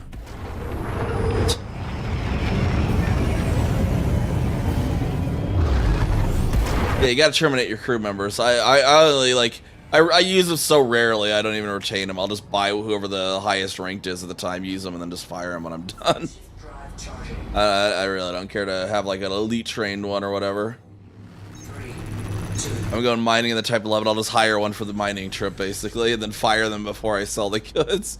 That way they don't get paid. My imperial slaves.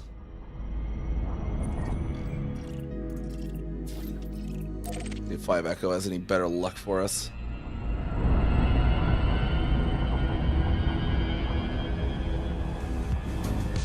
Yeah, you gotta make good use of your imperial slaves.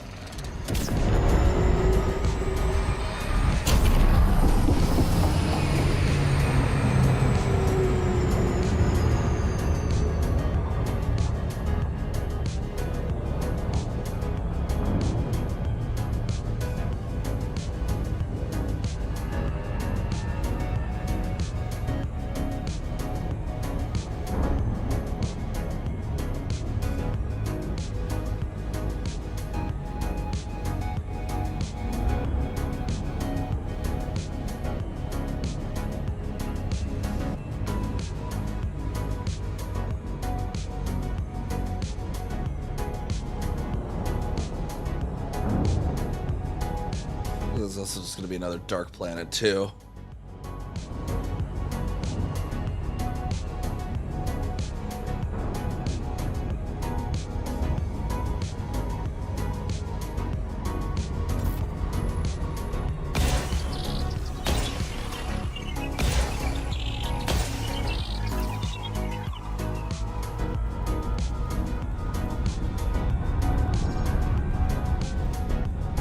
Who knows? Maybe we'll get some sort of better surface or something.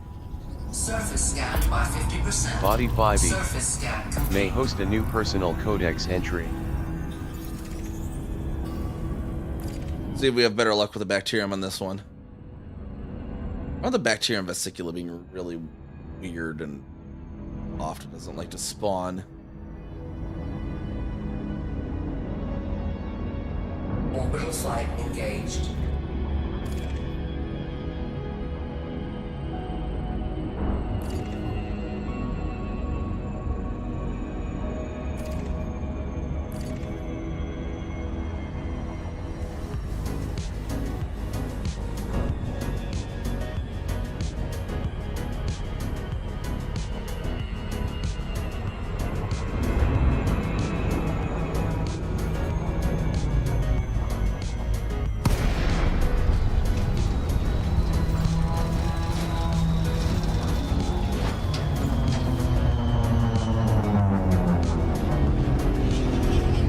Oh yeah, that is a dark surface.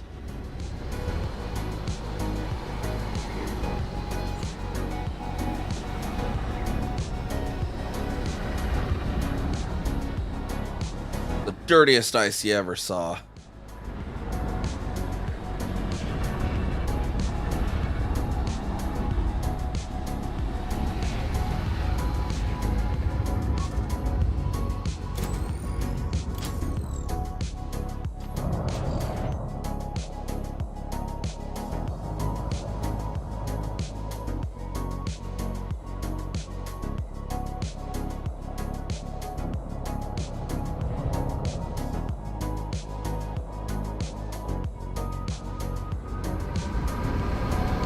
Some Milky Way's reflection.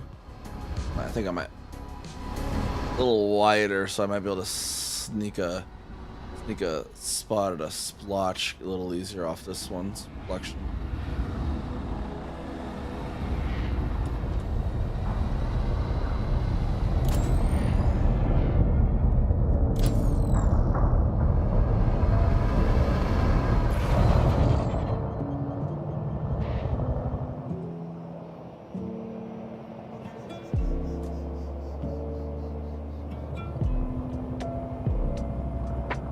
And the only way I'm finding one of these particular is like spotting like less reflective ground or something.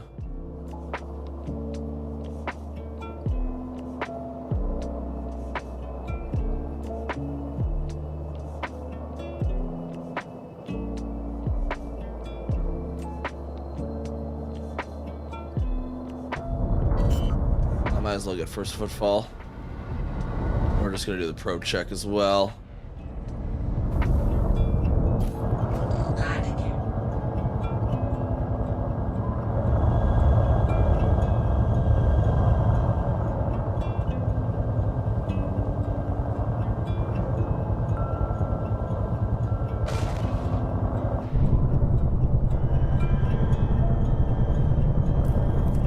There we go. Now we should be suitable terrain here.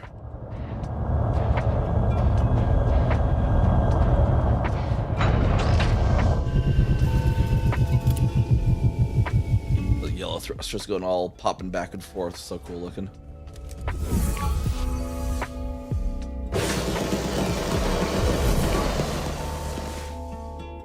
Oh, there is some. Okay, cool.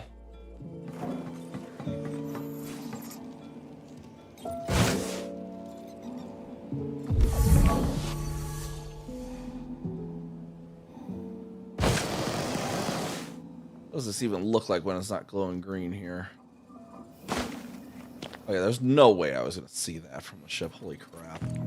Like, Bacterium vesicula confirmed present. Base value 1 million. Minimum sample distance. that at least got us the codex entry. First partial sample. Through getting 3 of them on this planet though.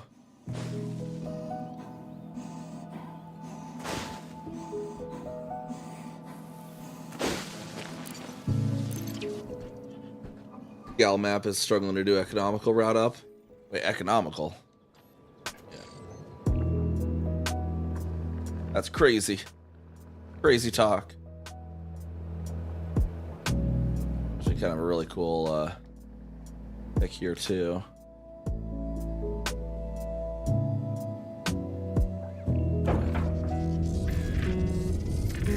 Landing gear retracted.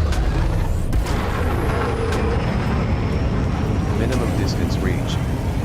You Going up is only 15 jumps to that cone boost. I mean, that's not too bad. Frame shift. You get up there and then you can jump around, you know. 3, 2, 1. Engage. Frame shift drive charging. All right, so what XUF has for us in store. Just barely above the drop pitch. 3, 2, 1. Engage.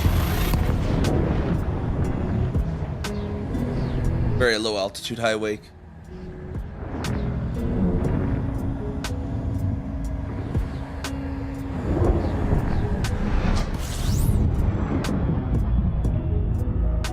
See how many planets we have in this one. Body A. Fuel Undiscovered system. Body A. 4.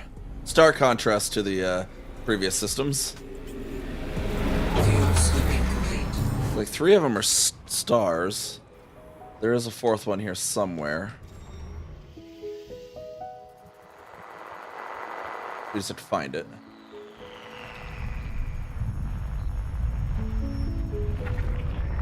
Systems There we go. frame shift drive charging.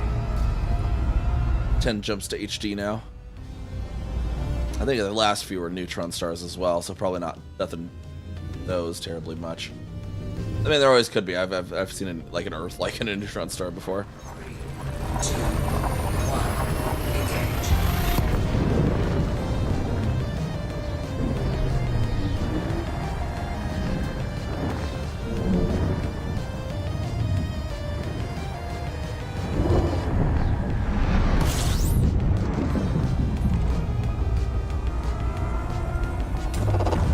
Undiscovered system.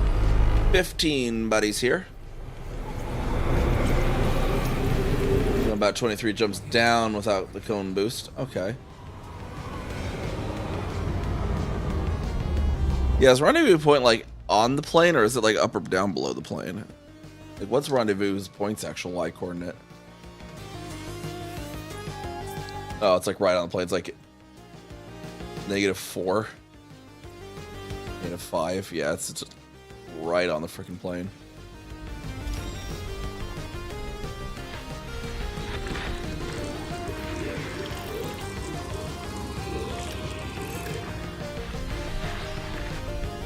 Like green in that. It's not glowing green gas shot though, I don't think.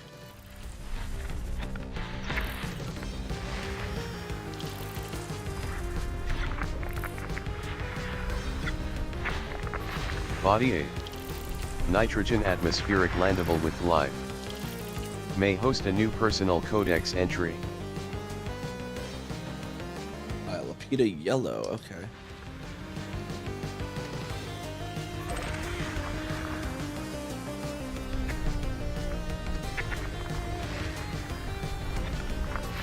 Body 7.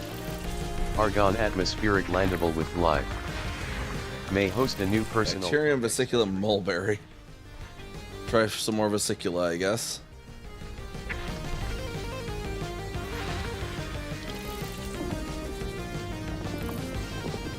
A exclamation and what is that emoji? What is that even supposed to be? Like a weird globe? How's it going though, Noctis?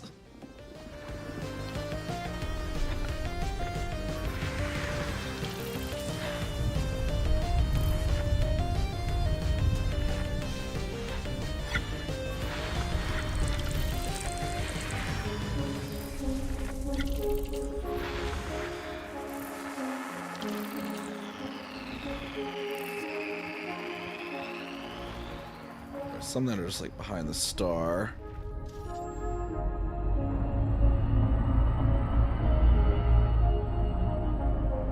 They're like quick and A, like ah.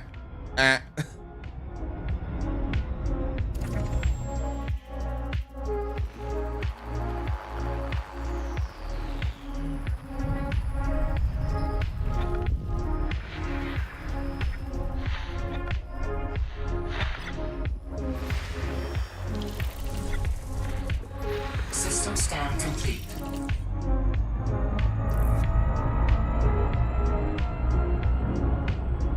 So 8 has the PETA.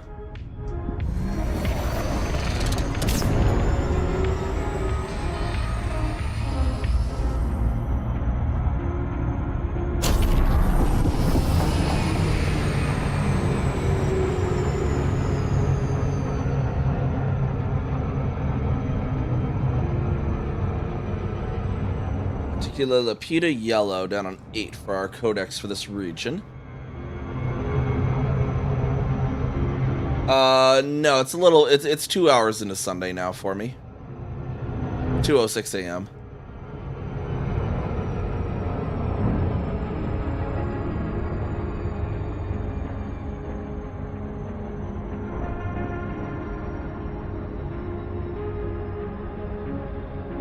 Game randomly remove your route sometimes. Yeah, I've noticed it does that sometimes. I don't know why. It's kind of annoying. I'll be like routed somewhere and then suddenly I'll just not have a next jump, but it's like, this isn't my destination though.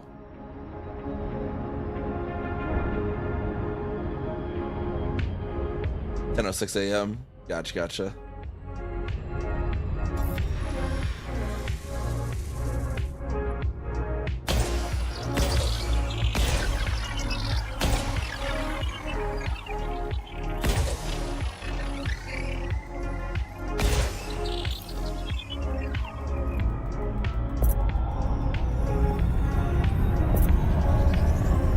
Surface scanned by 50%.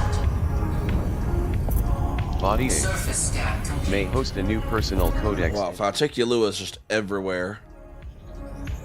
This one. Faticula anywhere. Jump out of the carrier system removed. Or yeah. I mean, I don't know what causes that. I've had this weird bug like the last 2 weeks too. Like whenever I open the ED launcher from Steam, it just automatically opens this web page on Frontier for common issues. And I'm like, why are you just automatically opening the common issues page on Frontier Developments? Like, is this a new feature where you just assume people are going to encounter bugs, so you warn them in advance?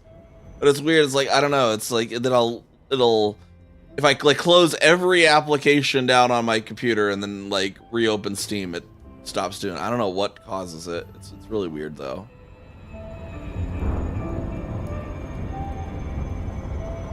But it's like the launch will just open, that just automatically opens the web page for common issues with Elite Dangerous.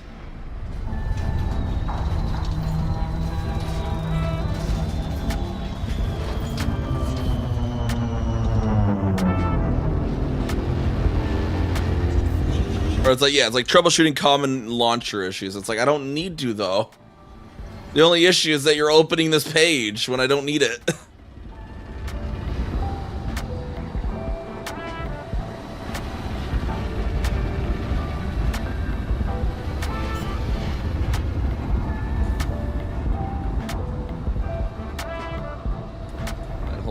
Virus in the SSD. Landing gear deployed. Well, good for you. I still run spinning platters. No, I'm just kidding. At least not on my gaming PC. My NAS does.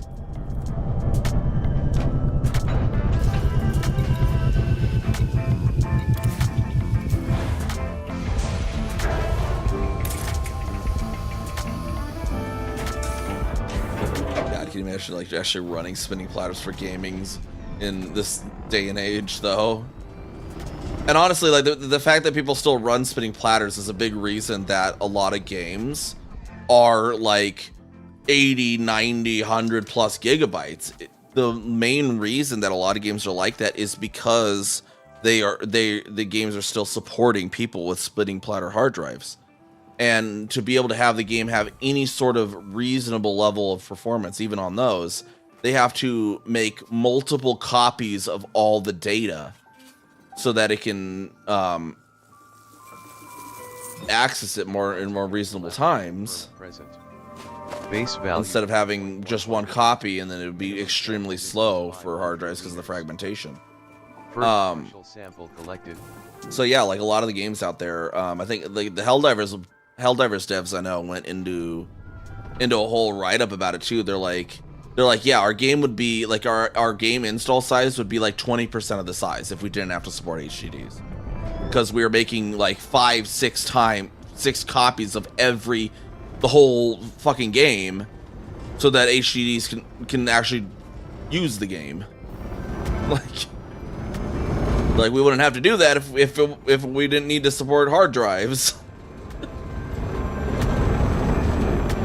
Minimum distance reached.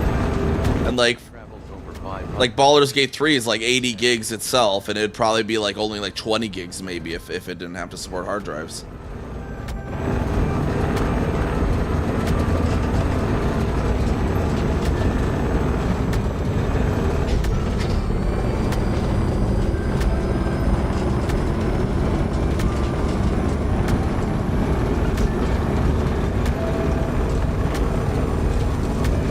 I really wish the devs though, like because like the devs know that's a thing. What they could do is make like you could have like a Steam option where you can take an option, be like, oh, SSD only mode, and it downloads the smaller non-duplicated version. Like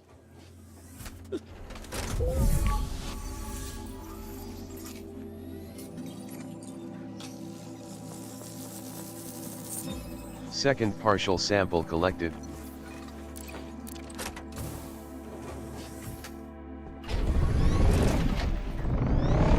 Yeah, definitely not an HDD for my gaming computer. Obviously, for my NAS, yeah, it has like a RAID 10 of 4 spinning platter drives. But that's enough. That has the speed enough to saturate the network connection anyway, so there's no use in going anything faster on those. Minimum distance reached. You've traveled over 500 meters from previous sample.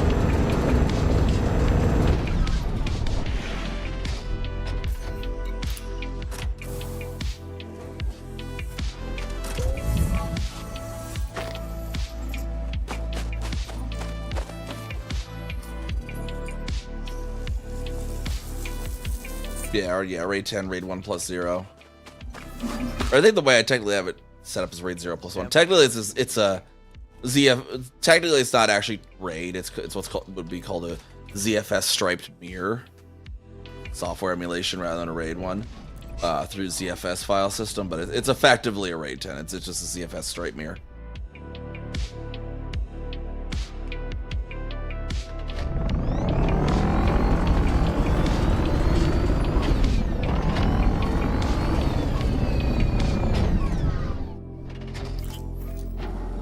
Yeah, I've had a few where I've had to resilver them.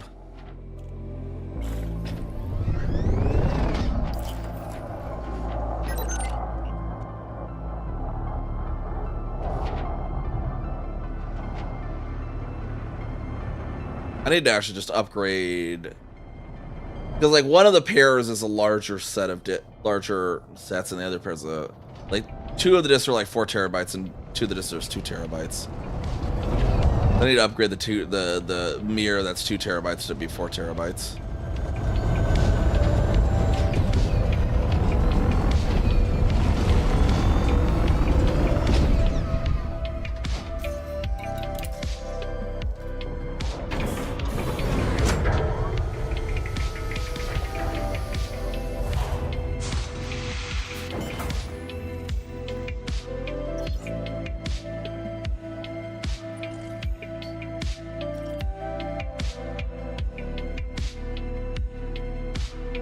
Alright, 7 also had bacterium mulberry that we need to try and grab. Built your nest into your bed. Geez, that's an interesting project.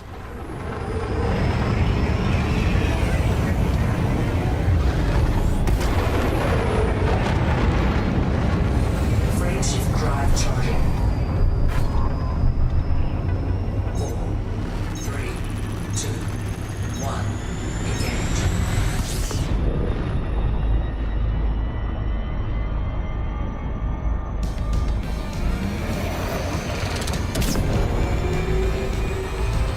Yeah, 1 petabyte's definitely a lot.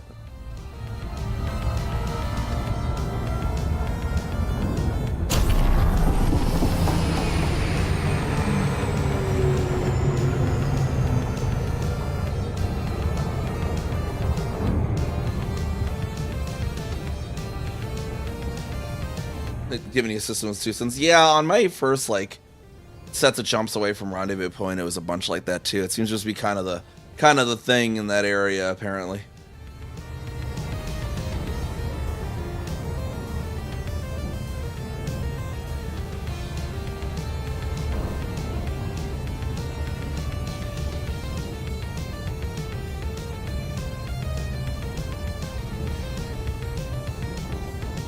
Map for some bacterium vesicular mulberry. More than only suns, please. Oops, all suns, yeah.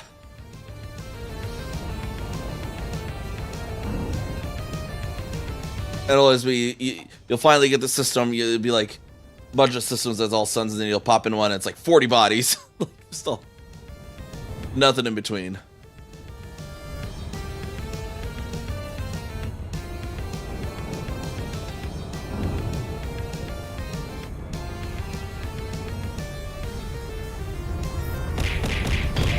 Oh, 707, if expense. Welcome to the Storm Chaser crew. Thank you for the follow.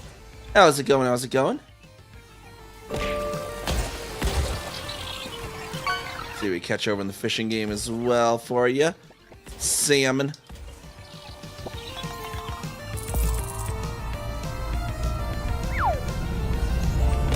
Surface scanned by 50%.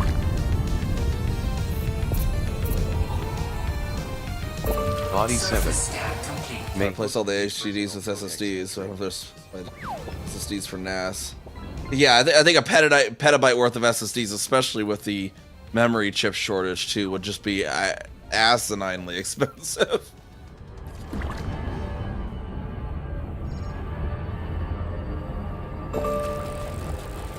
Oh, we get a legendary coming in on the fishing game. Let's go.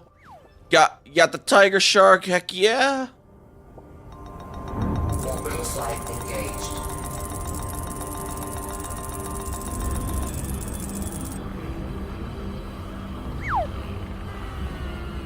hop on down in this crater, see what we get down here for bacteria. And Borscht Castle Line, let's see what we get over here.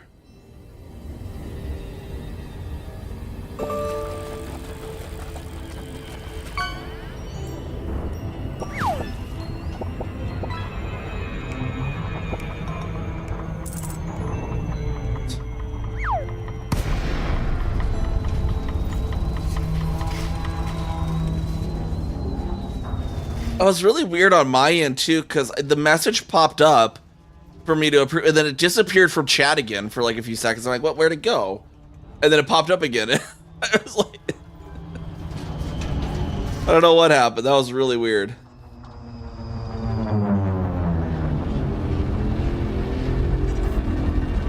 Still plays on your PS5. That then every the Odyssey DLC. Yeah, I think it's like the systems weren't going to be able to support it well enough or something. The PCs are barely supporting Odyssey when it launched. And it still has some of the higher end PCs still choke on some settlements and stuff. I can only imagine the consoles struggling with it.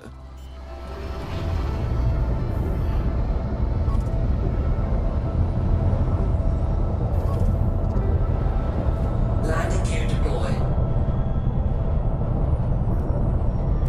I know some people at least, I don't know if PlayStation can do it, but I know some people I know that play it on quote-unquote PC through their Xbox using GeForce Now. Although I guess there's time limits on that shit now. Like, what the fuck, NVIDIA? Low gravity. It's like, you had a good thing. Why are you... You're giving, like, paying customers time limits. Like, what the hell? Just make the prices match. Don't limit it like you're some teenager's mom. Be like, you only get, 30 hours a week on your games. Play as BGS contributions. Yeah, over in the Legacy Galaxy, yeah. What do you guys use for, like, tools? Because, like, Inara and EDSM and stuff don't even support Legacy Galaxy. Do you guys even have, like, third-party tools for that stuff anymore? First partial Like, alternate tools now for Legacy Galaxy? Like, that's what I wonder. Like, what do you Legacy Galaxy folks do for your tools, like Inara and stuff?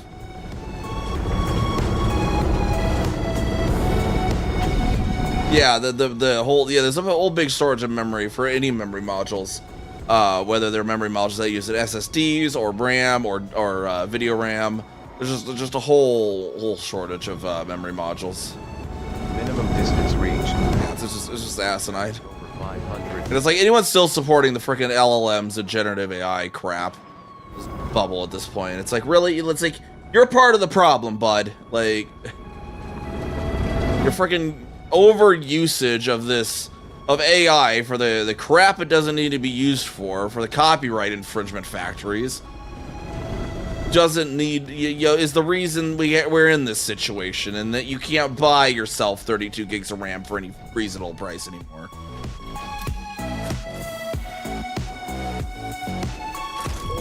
Right? I'm annoyed too, because like when I built this new computer a few months ago, in September, I think it was, like right before the RAM prices hit. It was a bit of an emergency build because the other one was starting to have signs of imminent failure for the motherboard. I'm like, I need to get something like before it really goes. And so I bought an Asus W680 Pro workstation board with the intent and then I bought some regular DDR5 RAM with the intent that, okay, in a month or two, I'll save up, I'll upgrade this to ECC RAM, and then to sell the regular DDR5. Minimum distance reached. And then the RAM prices hit, and so that's off the table now. It's like I bought this workstation board so I could use ECC RAM.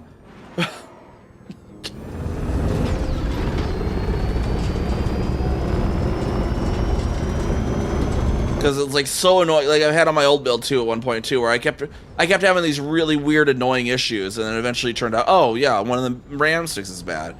But if you have ECC RAM, you just get notified, hey, your RAM stick's bad. Like Windows straight up can detect it through the motherboard.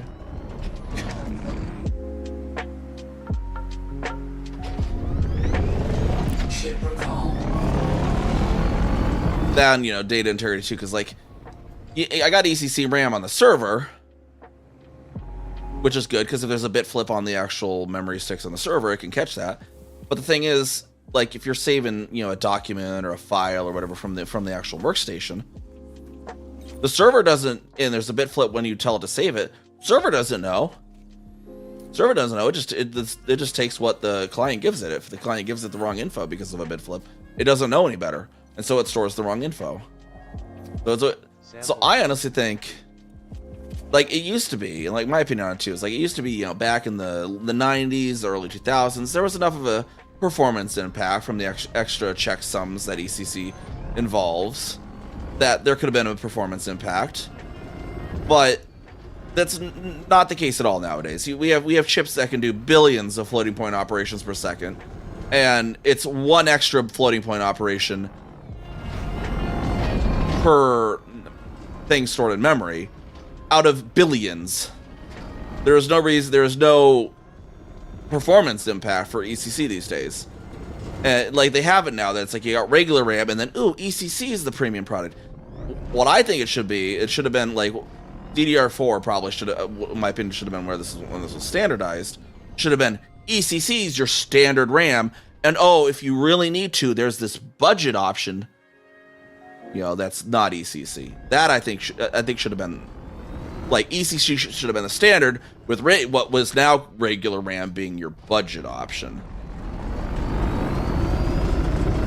It's like there's just not like ECC. There's so many things that can be helped by running ECC. There's not a performance impact for any modern computer, unless you're running some like really low, like Raspberry Pis and stuff. Yeah, sure, like those normal RAM, whatever. That's what it'd be useful for those.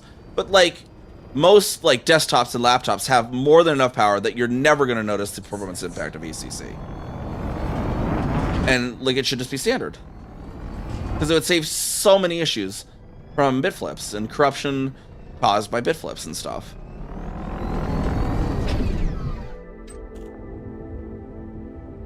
Yeah, DDR5's... Yeah, well, too early right now. It's just too pricey to upgrade. Like 32 gigabytes right now, DDR5 costs more than a fucking graphics card.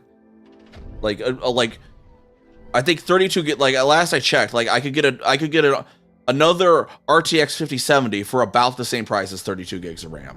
Like it's ridiculous.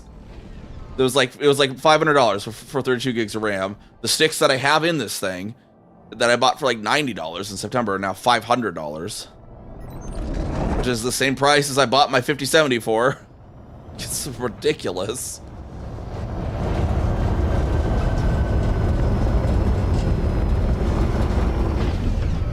I got all 3 skins, right? Didn't I? Yeah. It's just so, yeah, it's so ridiculous.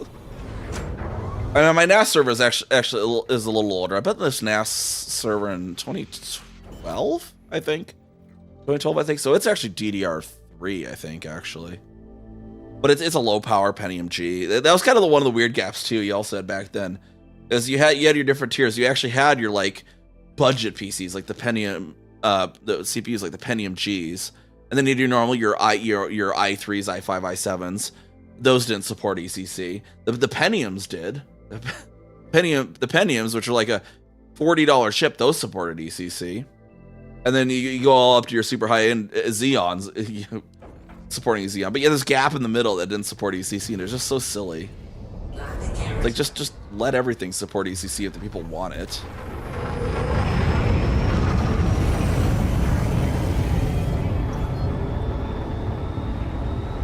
And I know if you want to like go on Reddit, you'll get their echo chamber like, oh, you can't use ECC for gaming, it's slow and blah blah blah. It's like it's the same damn memory modules. You find another piece of gaming RAM that uses the same memory module. You find out what memory module is because there's going to be like Micron or SK Hynix or whatever making the actual memory modules that are put on the sticks. It's not G-Skill making the actual memory module, yeah, or whatever, Corsair or whatever. Well, Corsair is Micron. You find an XMP profile over there, so you just stick the same timings on your ECC and it'll work. Because it's the memory modules that dictate if that XMP profile is going to work.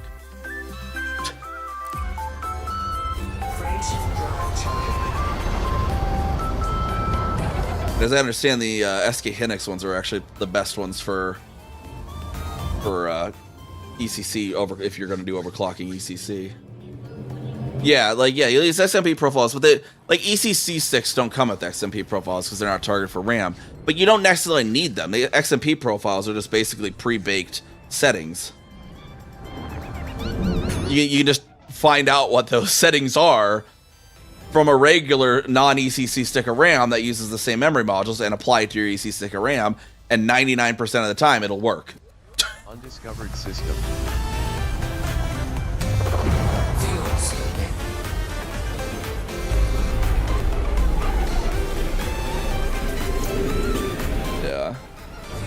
Yeah, that was my other one too. Yeah, because I kind of built a budget and I had two plans to do sort of a rolling upgrade. Like, okay, I'll get these parts for now, and then I'll get these parts later. I'll save my money, get these parts later, install those, sell the old parts. I was also going to go from i7 14700K to an i9 14900K. That was another one I was going to do, but that might be that one though. Seeing how hot the i7 14700K gets, I want to upgrade my AIO if I do that, because like this thing already spikes in the 90s sometimes, even with the 240 millimeter AIO. It's like, oh man, I can't imagine an i9. Need to get the bigger case that can support a 420 millimeter AIO before I do that. I also want to upgrade to the Asus, one of the Asus ProArt cases too, that has like the Type C's in the front and whatnot, because the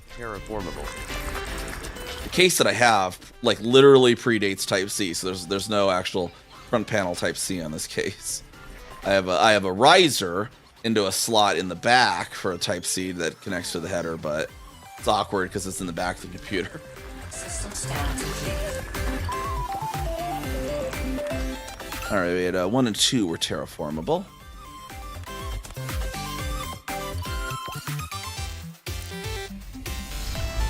Not far at all, at least.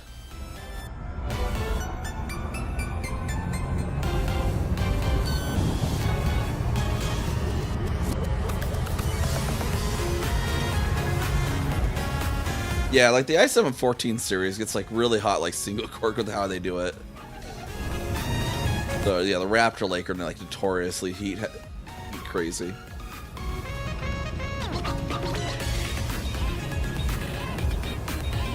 Yeah, it's like totally different than what it was with like the 6 series that I had before, which you can just like, if you're looking at the temperature, kind of went up and down smoothly. Whereas like you look at the temperature for the i7 14 series, it's like spikes all over. It's like so rapidly going up and down and up and down.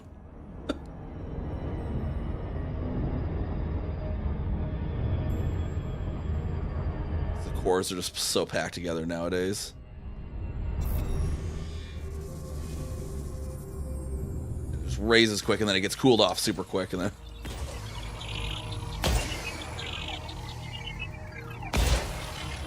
threw me for a loop too. And I like had to, because I knew Lev had a 14th gen as well, so I asked Lev, like, "Does your temperatures do this too?" And he's like, "Yeah, that's just how they are." Surface scanned by 50%. Surface scan complete.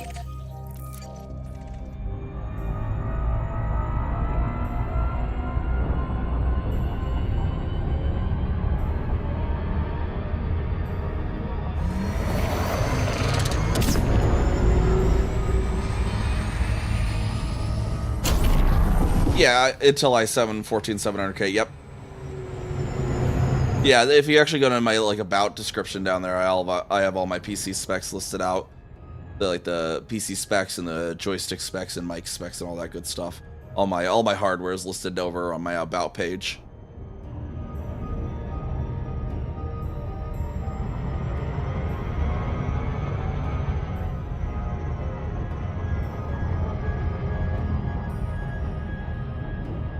Yeah, I was planning to upgrade to the i9 14900, but yeah, I think I'll need a bigger AIO before I do that with how the temperatures already are on the i7 alone. But that's the eventual plans. Get i9 14900. I just need to get a case that can fit the get a case that can fit the 420 millimeter AIO as well as said 420 millimeter AIO. What is the answer? We're like, I was tempted to do that for the previous computer at 1.2 because it was X99, and there were actually one of the fastest SKUs for X99 chipset was a custom SKU that Intel had made for eBay a while back for their servers, and those are actually starting to come on the market now that eBay was upgrading those servers. But they were like it was this custom high power, i7 SKU way back then, right? It was Xeon ES something or other. But yeah, for back in 2014, that was insane processor back then, and it was technically an X99 one. I was almost tempted to do that because those are starting to pop up on the market.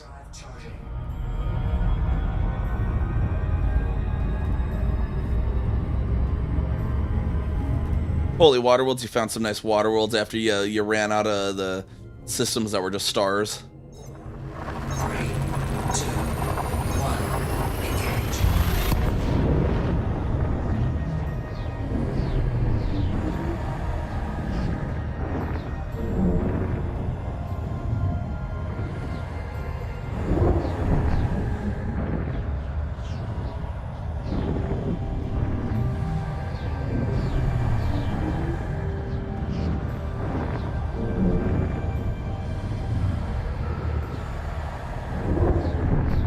Sure, it's been a motherboard super for both AMD dudes.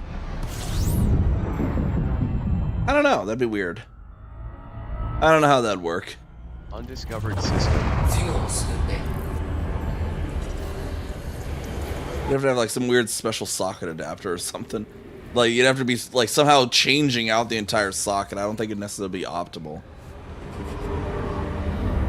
And then you'd have to have like both chipsets on the board too, because they're running different chipsets.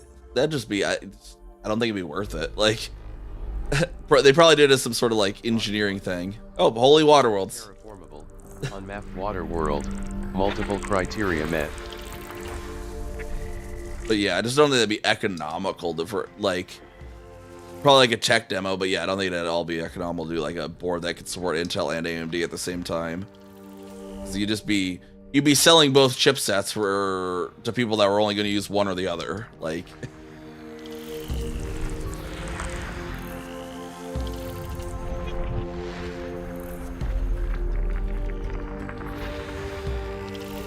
because the chipsets are still physical components on the board. Like to be able to support Intel and AMD, you're selling both the chipsets as physical components.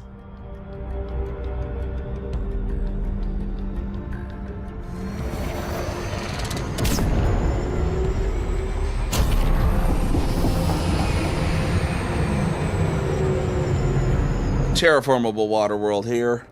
Heck yeah. Thank you for the lurk. Much appreciated.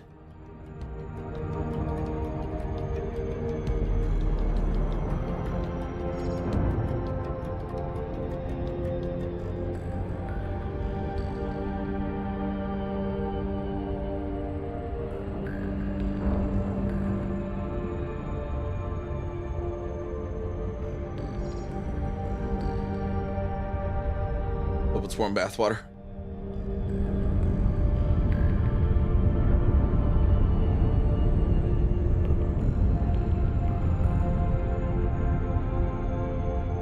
That's like our Lagoon Nebula, our water world and our Lagoon Nebula colony. It's like this. It's like the sauna planet because it's like the average surface temperature was like 170 degrees or some shit.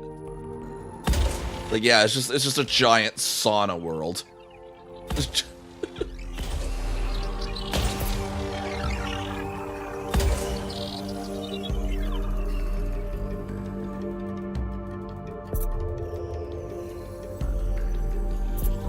Surface scanned by 50%. Surface scan complete.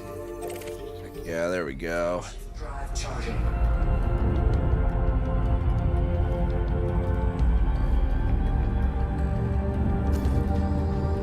Seven jumps left. I think we're hitting neutrons soon, though. I know the last few jumps indicated they were neutrons.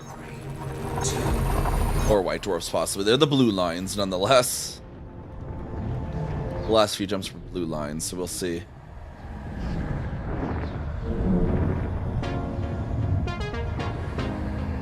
Ba-na-na-dun-dun.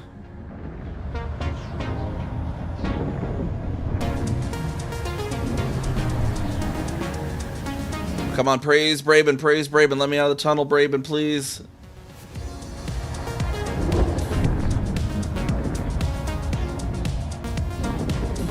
Praise Braben, praise Braben, praise Braben, praise Braben. Come on, come on. Praise harder. There we are. That's to be the scan data in the system worth 21.5 million alone, so why not just scan everything? Oh, heck yeah. System scan complete. Oops, all stars. That was an awful long witch space tunnel for 2 stars. What took so long to generate? Frameshift drive charging. There we go, neutron star. So yeah, the last few looks like we're hitting our neutrons the rest of the way, apparently.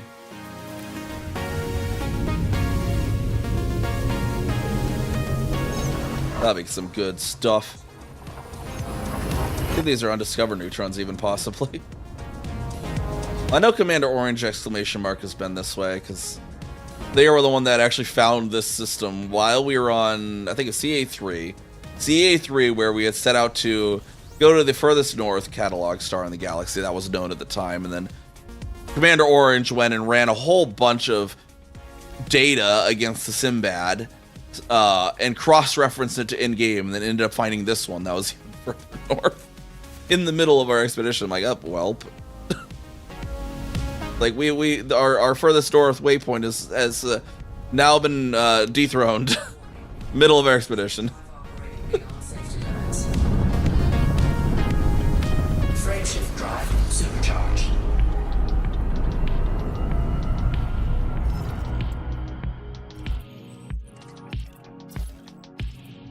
Got Remo. This was 4 bodies, but only the neutron was scanned. Someone honked this and didn't actually scan the rest. That's worth noting as well. Protoplanets there. System scan complete. Frameshift drive charging. Oh, we're entering Facheo section now.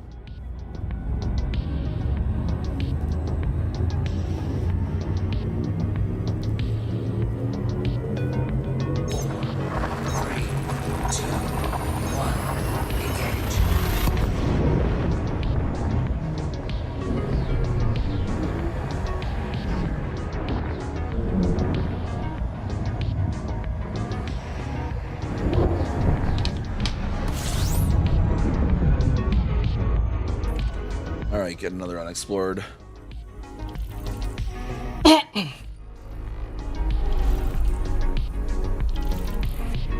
Six bodies. What do we got on the scanner though here? Looks like this one at least got their ones scanned by Velcro Monkey here. Oh, we got a line casting. Let's see what we catch here. And a Marlin, heck yeah. Let's see what X Awakened Death catches as well for their next 2, 3, 4. Frameshift drive charging.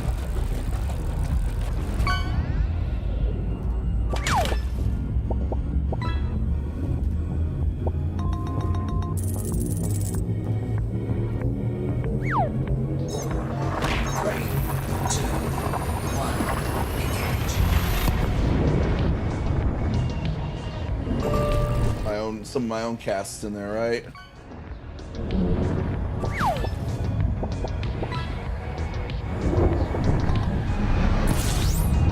Scooter for Bicar Cone Duck. Body A. You get the wizard hat. Undiscovered system. Oh, undiscovered system on this one. Let's go. Discover neutron, heck yeah. System scan. Contributing to Spanch data is always good. Paima. It's just the neutron star, but hey, it's undiscovered. Frameshift drive. That's always kind of cool, at least. Spanch will know about it now.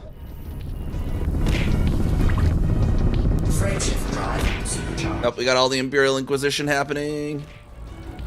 This was not expected. Frameshift drive. Ow.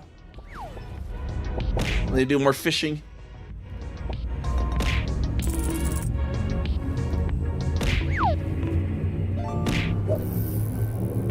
And fish for more carriers out of the majestic interdictors hitting me.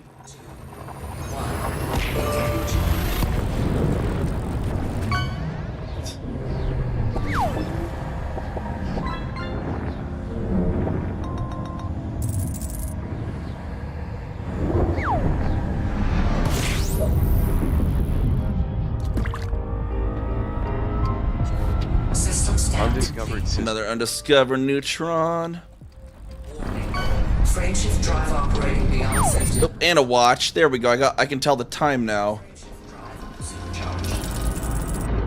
This is 2:44 already. I figured we were gonna be at this thing sooner than we were. Just the neutron again. Okay. Drive charging.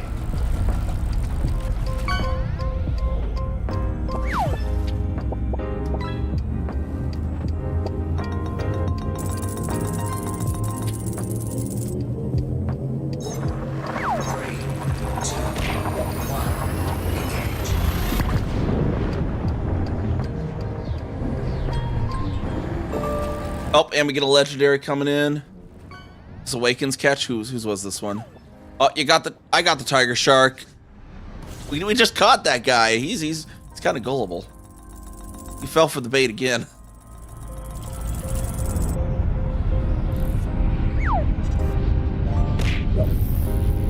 Warning. There we go. Hattery casting a line. Beyond safety limits.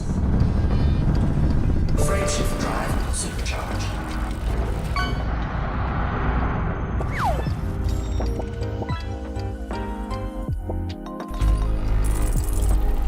Yeah, the other 10 have been scanned. Oh, what the heck? I have rediscovered a system that I was the first discoverer of. Look at that. On my other account, too. Be really funny. Where are these? 5,000? Did I get the charge already? Yeah, I got the charge. Okay, cool. Let's. We need to go. We need to go put a footfall in just because that's so funny. It's like, hey, I know that name.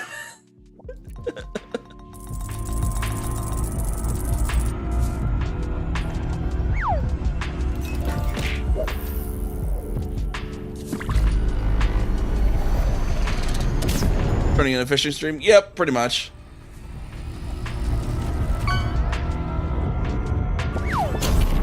Kind of happens time to time.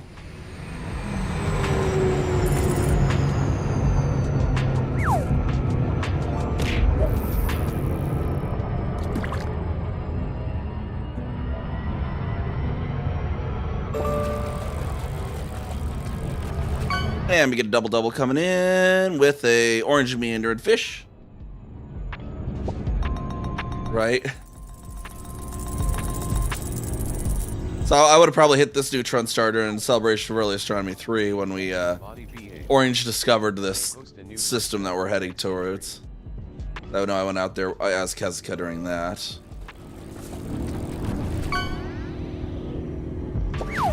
Oh, and a wizard hat. Heck yeah. I just left that laying there on the road. Perfectly good wizard hat.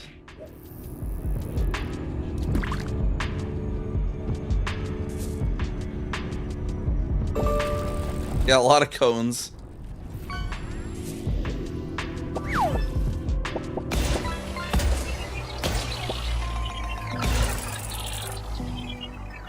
Mapping it really. There's nothing on it, but I'm mapping it because we're gonna land there, so might as well just map it.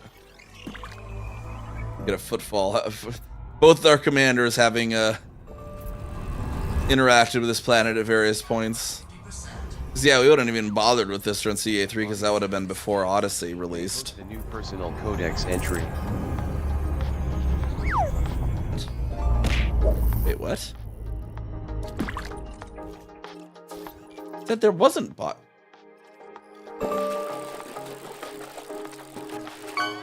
What? Okay, Core did this to me earlier today too, where it's like, oh yeah, there's life on there. There's no signals. What are you talking about, Obscore? But yeah, no, it's like I wouldn't even bother with this planet when I first visited Skazka. I would have visited the system before Odyssey had released. Oh, we got double. This wouldn't have even been a landable planet when I was here as Skazka.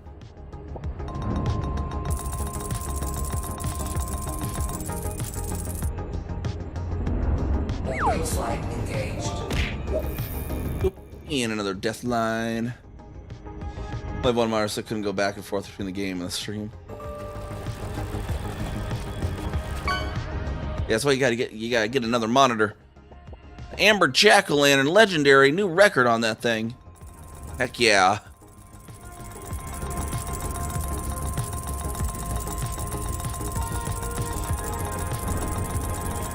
The leaderboard look.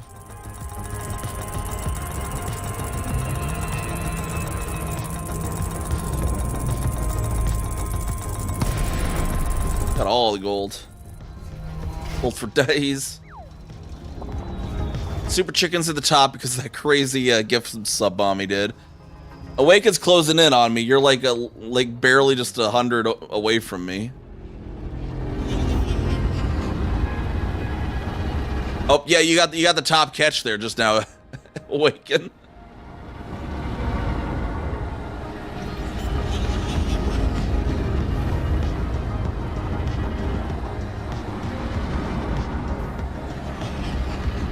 Landing gear deployed.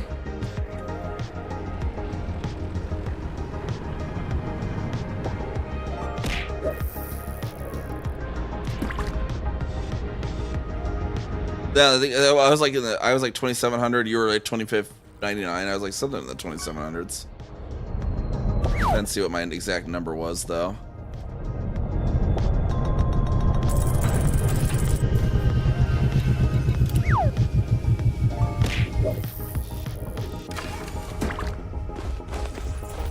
Oh man, the nose is so low I can just reach out and touch it.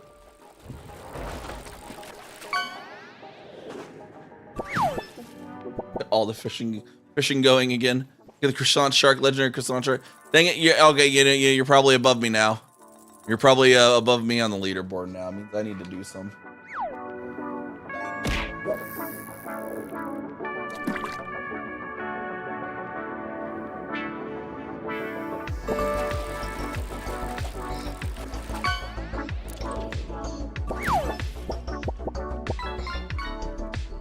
Legendaries, heck yeah. There we go. Now we got our name, our first discovered and our first footfall on this planet.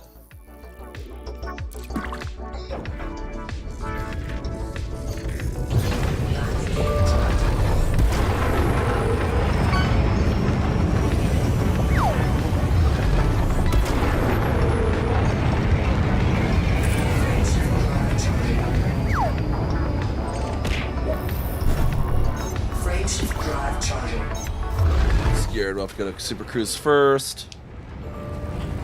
3, 2, 1. Fish crackers, heck yeah. Swordfish.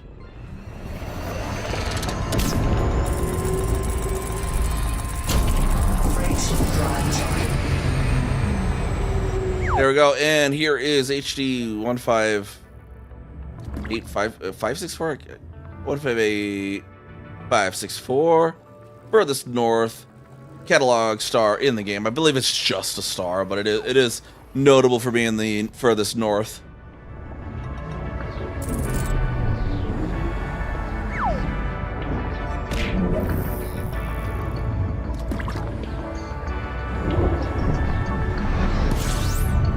There we go. Big boy, though.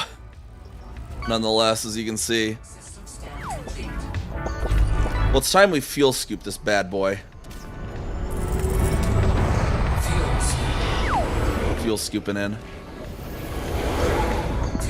Oh, not quite. You could probably do it in a Mandalay, I'd imagine.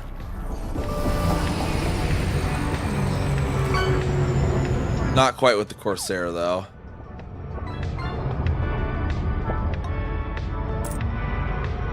And a coffee cup there for you. Oh, we'll see where we're like 6,000 light seconds away again.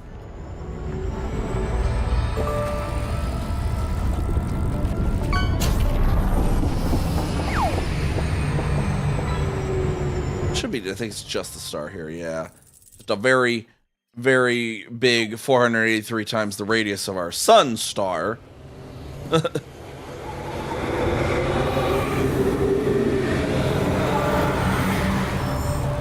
Very loud solar wind going on here. So loud. This is a very loud star.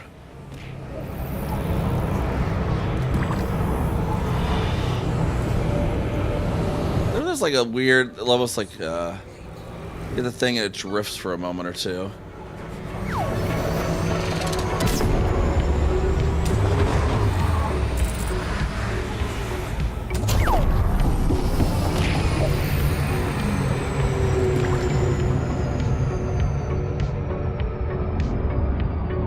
Fishing queue is so long. Well, it limits it to like 10 at a time, so that way it doesn't get too long. I see it's like, yeah, it's like at 9 right now.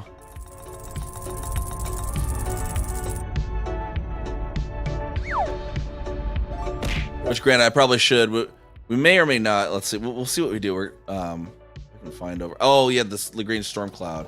That's where we're gonna hit. Let's go over there. Hit that up over on Kezuka while we have a little bit of time left. Kezuka's back in the main system.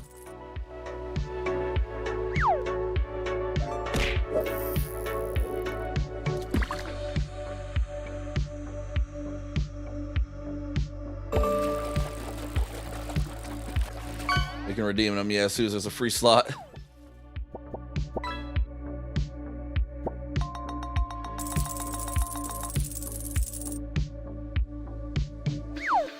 I could always fine-tune that too if needed. Because I could always reprogram it too so that it pauses the queue until it's back down under like 5. That way there's multiple claims again once it unpauses. That could be a thing I could do if people would prefer that. If there's...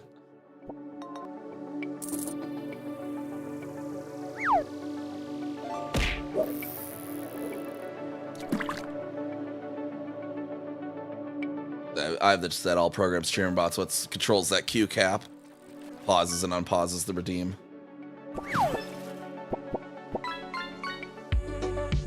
Aw, cute little jellyfish plushie.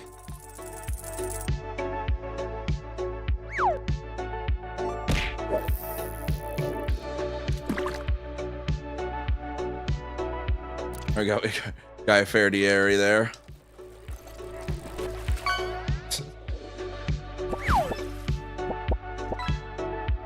I got the Guy Ferdieri just to be silly. Freak people out. I just freak people out and just follow them around in this thing. Even though I'm not going to interdict them, I just follow them around so they're like,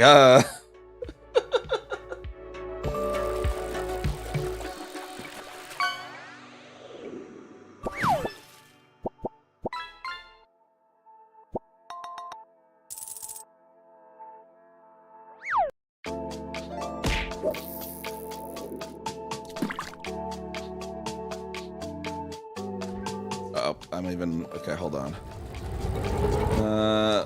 Gotta go get my actual exploration ship. Frameshift drive charging. 3, 2, 1. I think I have it left on Distant Kings.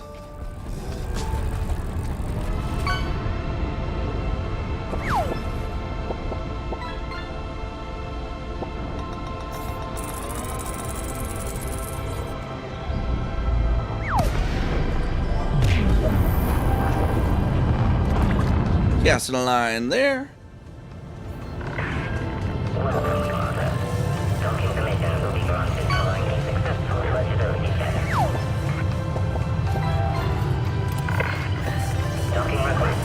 Oh, you got Henry's shoe. He's been looking for that thing. He needs that for his dorsal fin.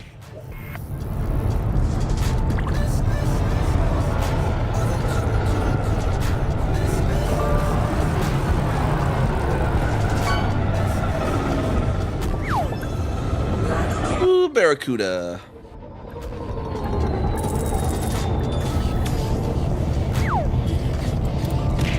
So you're just causing a... Yeah, if I ever needed to be private while still streaming what system I'm in, I just queue a bunch of fishing and people can't see what system I'm in.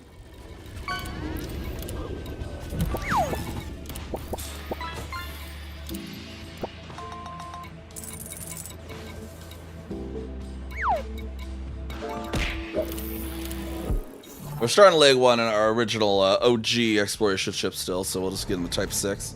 What was that? No. Was row.e.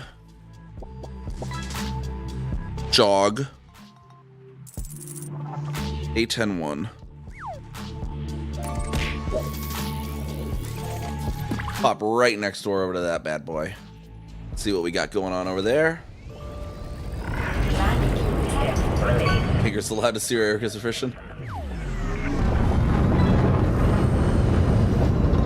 I mean, if only you saw the chaos I did this morning. Oh, you got the drawing of an Eve.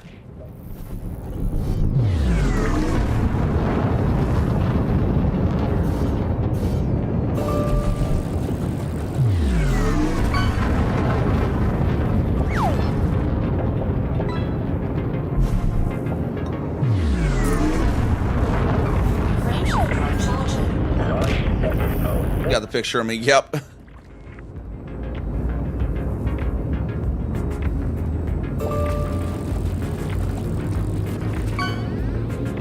A tong. A pike.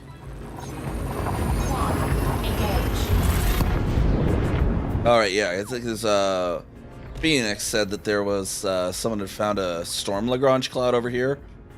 It's kind of weird because I don't think storm Lagrange clouds usually were even in this part of space too. That's extra weird about it. It's not near nebula. It's in an area quack that it's not normally supposed to be in quack. And yeah, right next to a rendezvous point, like something wacky going on here, quack. Yeah, the various ducks cause the quack.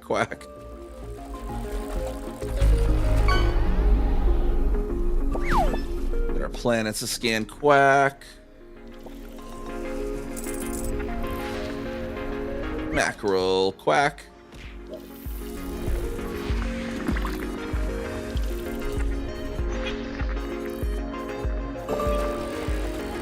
Cheap quacks for fishing, yep, pretty much quack.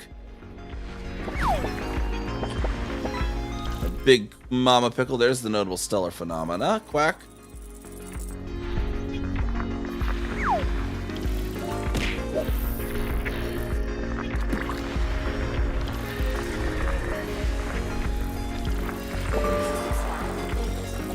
Alright, let's go check out the Storm Lagrange cloud, quack. Just 837 light seconds over that way, quack.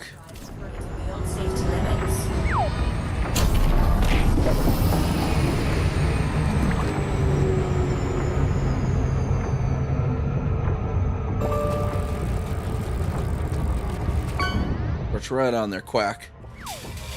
And a trolley, quack.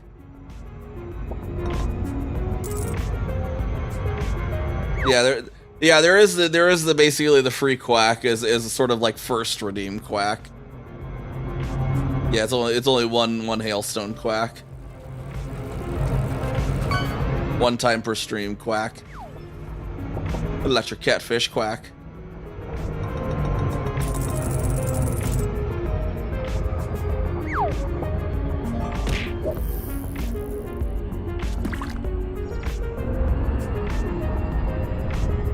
We always get the chance of any of the I think there's like 5 or 6 different ducks quack. We found out about Count Quackula yesterday, and then I needed to add it to the trigger. But yeah, like any of the ducks will trigger quack basically as well, quack.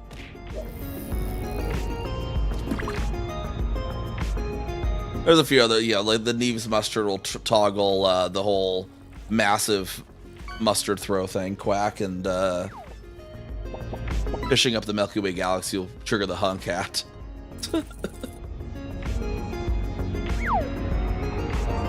Only on the regular, yeah. There's like a ghost rubber duck. There's like a few different colors of rubber ducks in this Count Quackula quack.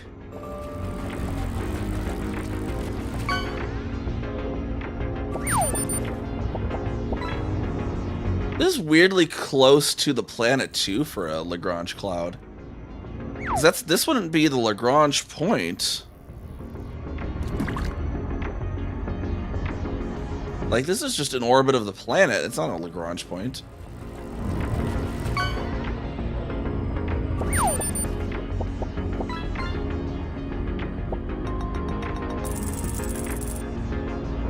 That's also extra weird too. Yeah, it's a Lagrange cloud not at a Lagrange point.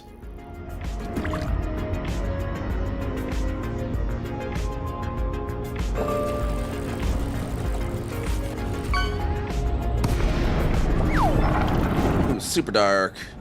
Super dark in here. Very, very dark.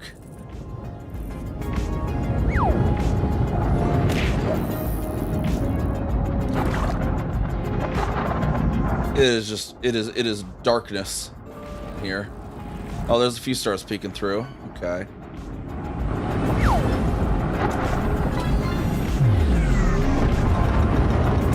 It's a super dark storm cloud too, isn't it?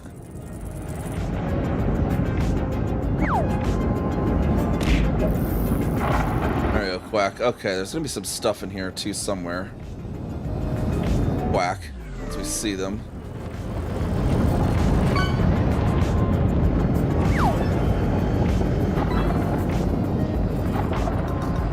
And a VHS tape, Quack.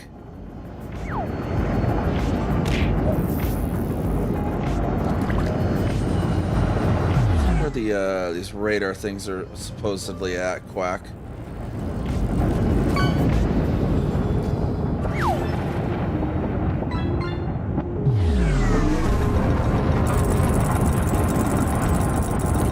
Bullet mollusks in here. Okay, okay, okay. Up this way.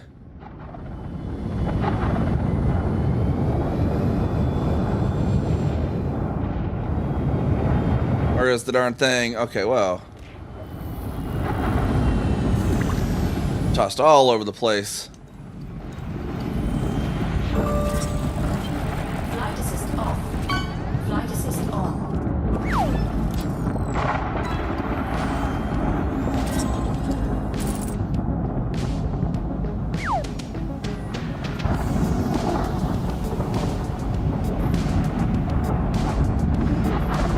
Bullet mollusks over here, Quack.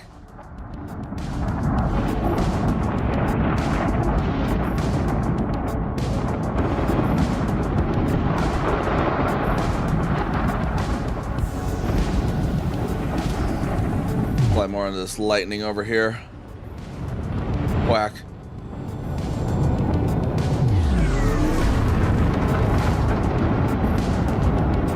See if there's anything besides the bullet mollusks at all, too.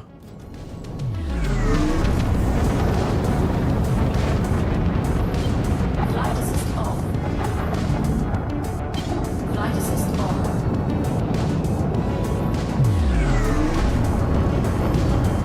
Get out of the cloud itself. Try to get a good view on this thing. Hey, look, system info, yeah. Flight assist off.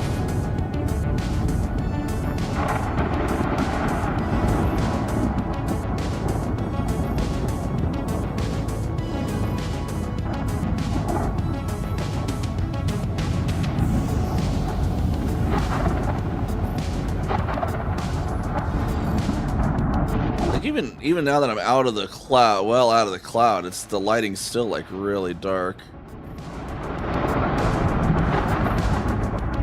Like, even in the cockpit, you can see it's like a darker lighting than usual.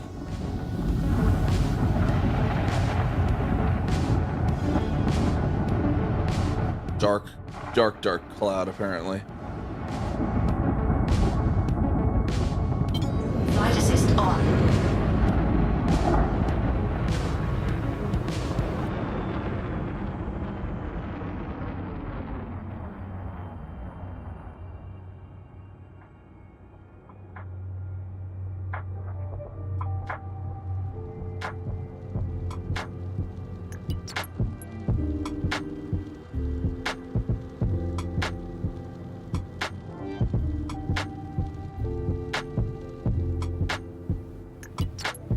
Big old storm Lagrange.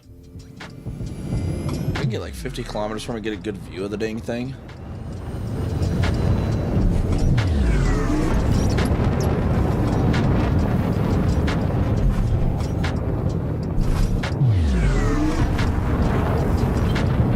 So, you know, the FDF placed this here because they knew I was at Rendezvous Point. You know, it's just, you know, just my mere presence spawned this thing.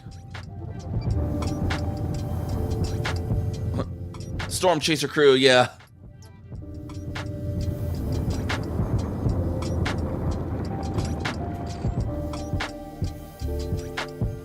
You can't even see the cloud itself. It's just like black. It was crazy.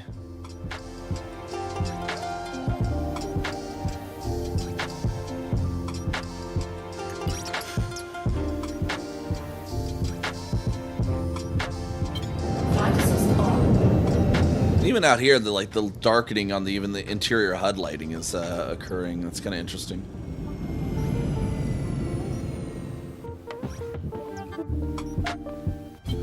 Flight assist off.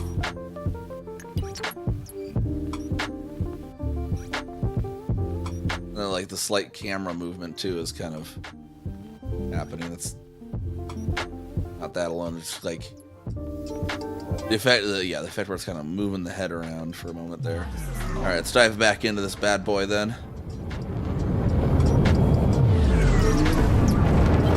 Flight assist off.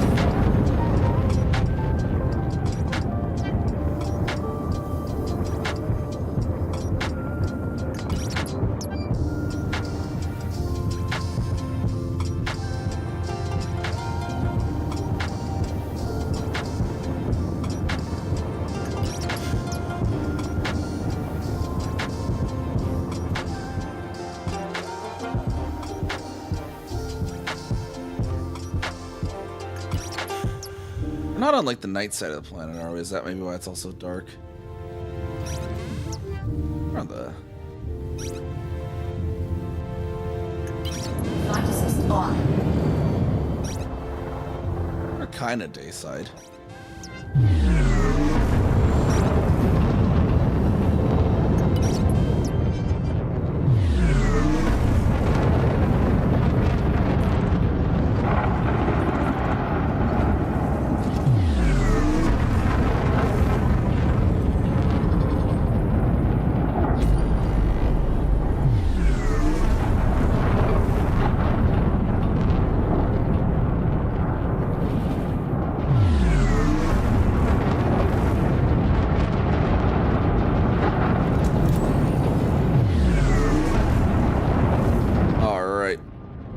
There's just those one gourd mollusks, if there's other ones.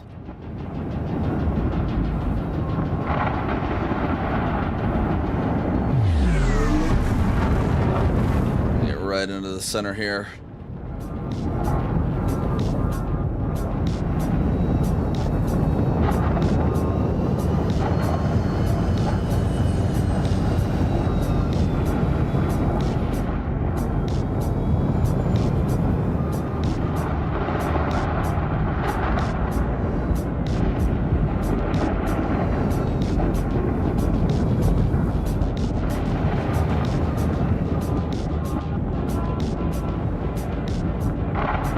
General direction, supposedly.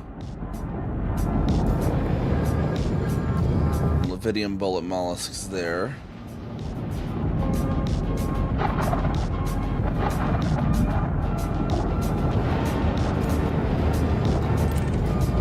More Levidium bullet mollusks. Flight assist on. Flight assist on.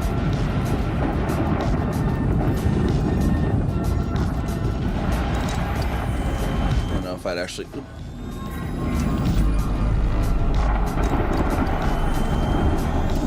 but I scanned it earlier properly.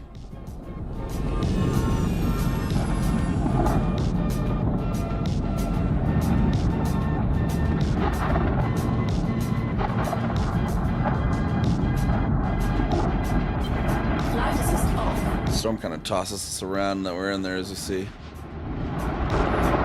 Getting tossed all over with no inputs. Flight assist on.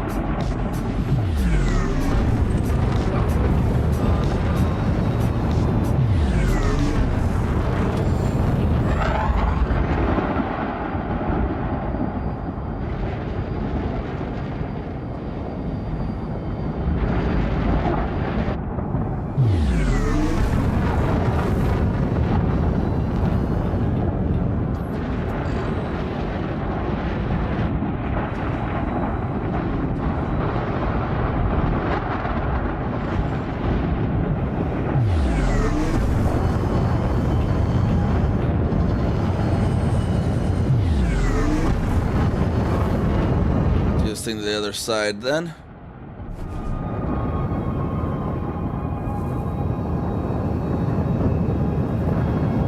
Let's see how much it tosses us around.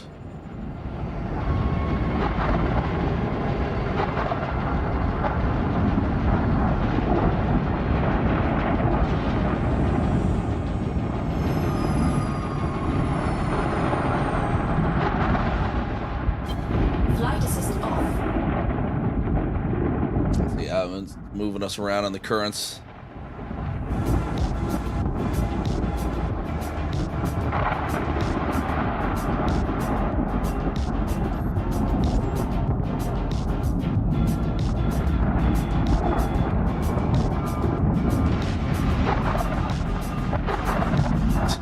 Kind of just tosses the ship around a little bit here and there. I'll just turn off the thruster so it can't even do anything.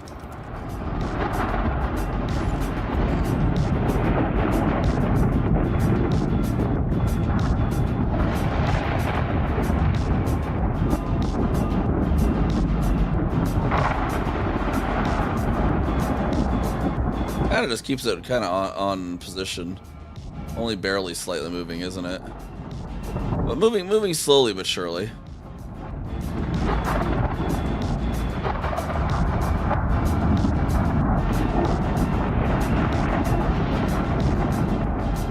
Am I still on the full screen, aren't I? There we go. Let's pop back over here. Is this up at 12 meters per second now? Thrusters online. Flight assist on. In hold position, you see the thrusters doing all their movements just to hold it in position. Kind of always kind of cool. Thrusters just constantly correcting.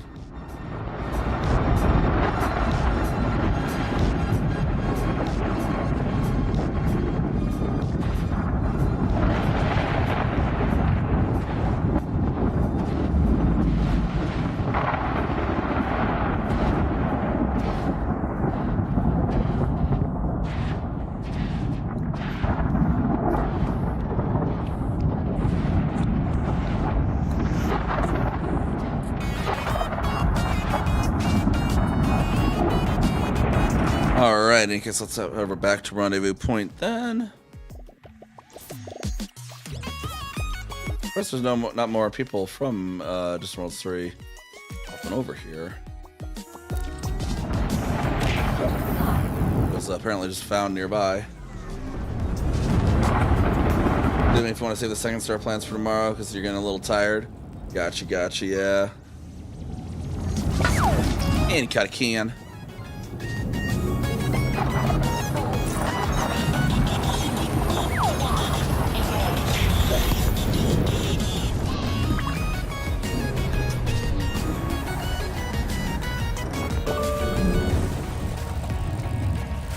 It'd be really fun to do like PvP in that storm cloud. You just have to like do it in open. You can do it in PG, obviously.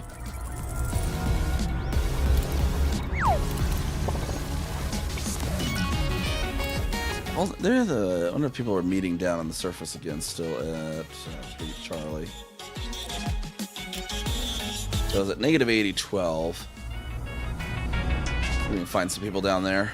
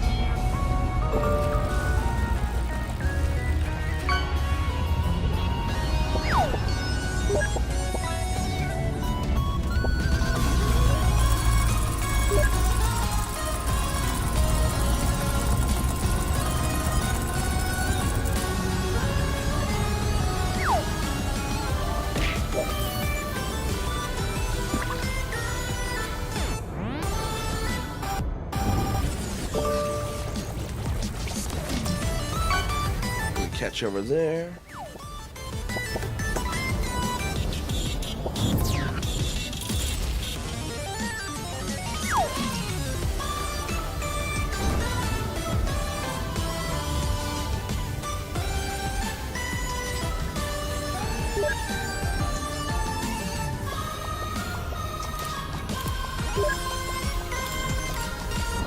I'm friend request to anyone who's ever an instance with us. I think someone's going down to the meetup point over there, it looks like. Hey, Noctis, welcome back, welcome back. It's gonna be near, it's near the south.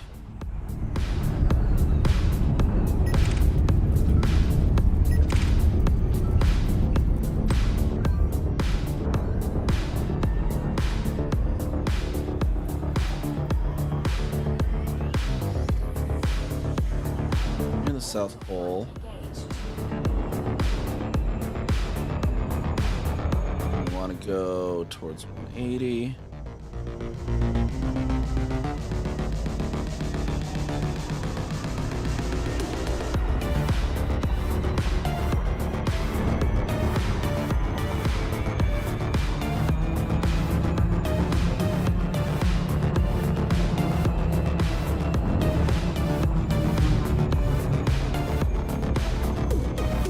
Until we get to 12.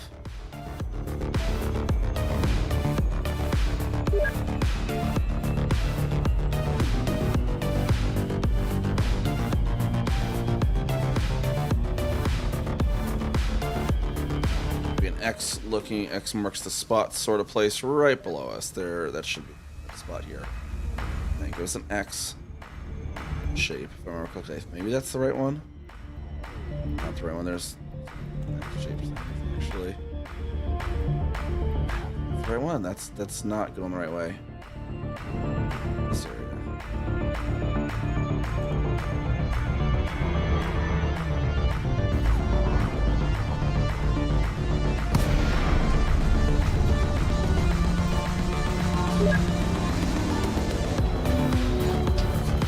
Well, either way, it's not okay. So I want to go north a little bit. A little bit because we're too far south.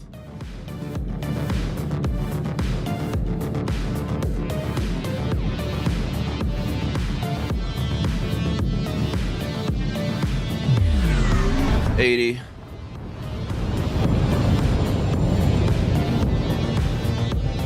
Flat days everywhere. Have a good one, you too, Hattery.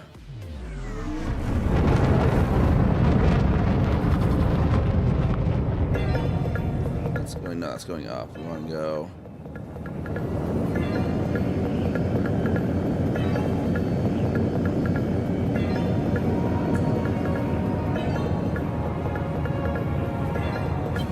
Flight assist off.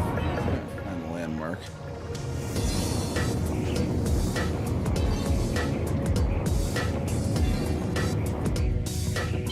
Flight assist on.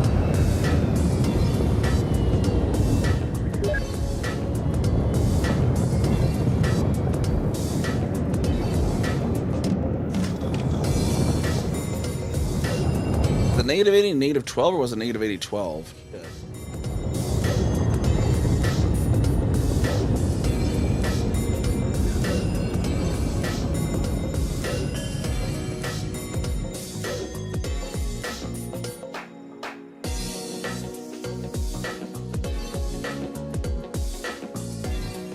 Negative 80, negative 12, okay.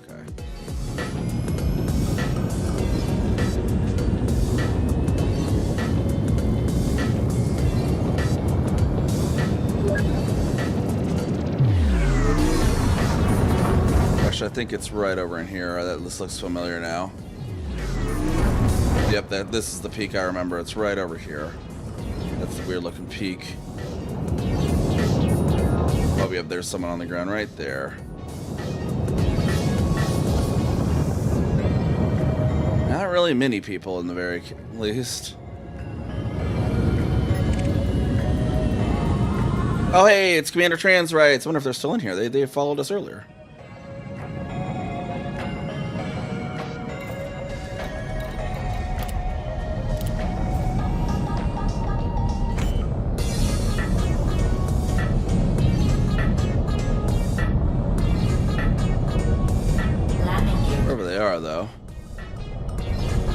some other people. There's some other people over here on the radar. Landing gear retracted.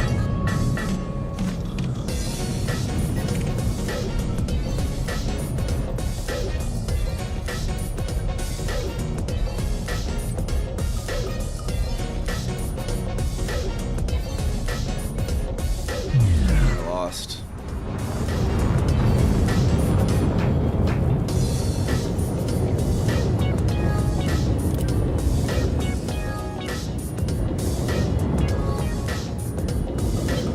Flight assist on. Cargo scanner deployed.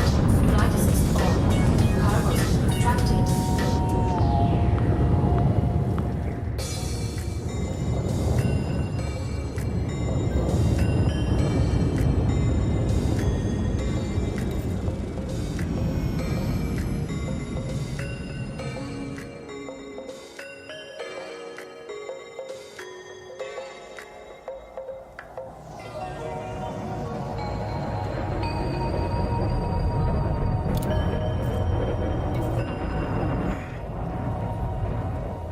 Ooh, 12.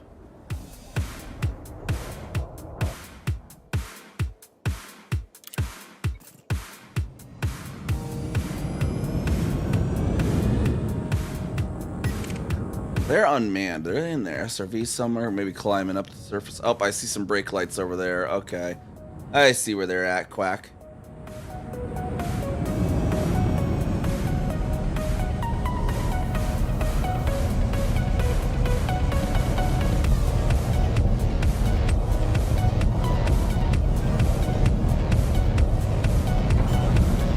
This commander translates in an SRV.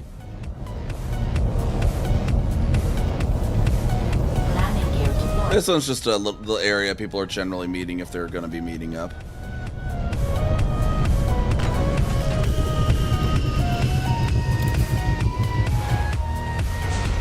Nothing particularly planned. I just figured I'd land here.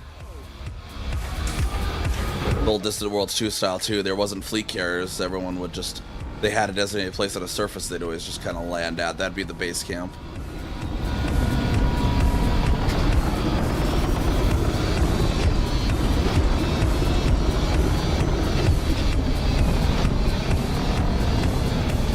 Yep, we found them.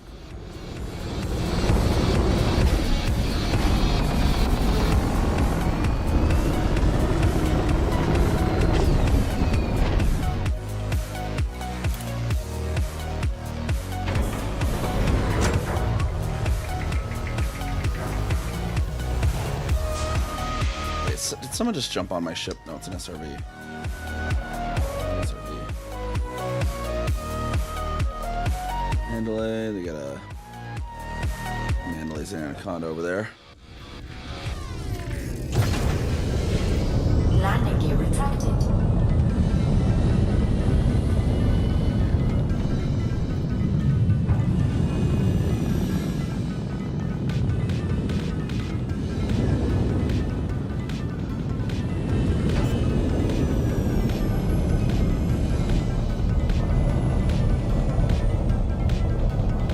Landing gear deployed.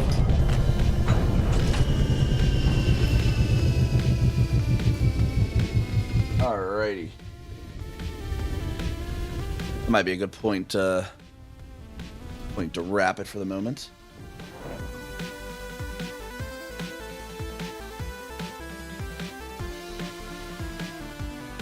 Let's see what's Minnie getting up to.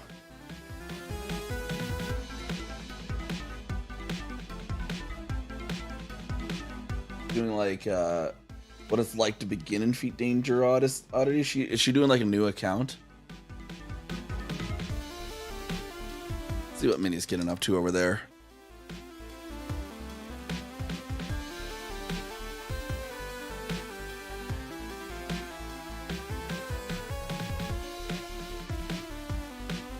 Let's go check out what Minnie's getting up to. I think they're making a new account, it sounds like. Our rating messages copied. We're doing more of our Cyberpunk on Monday.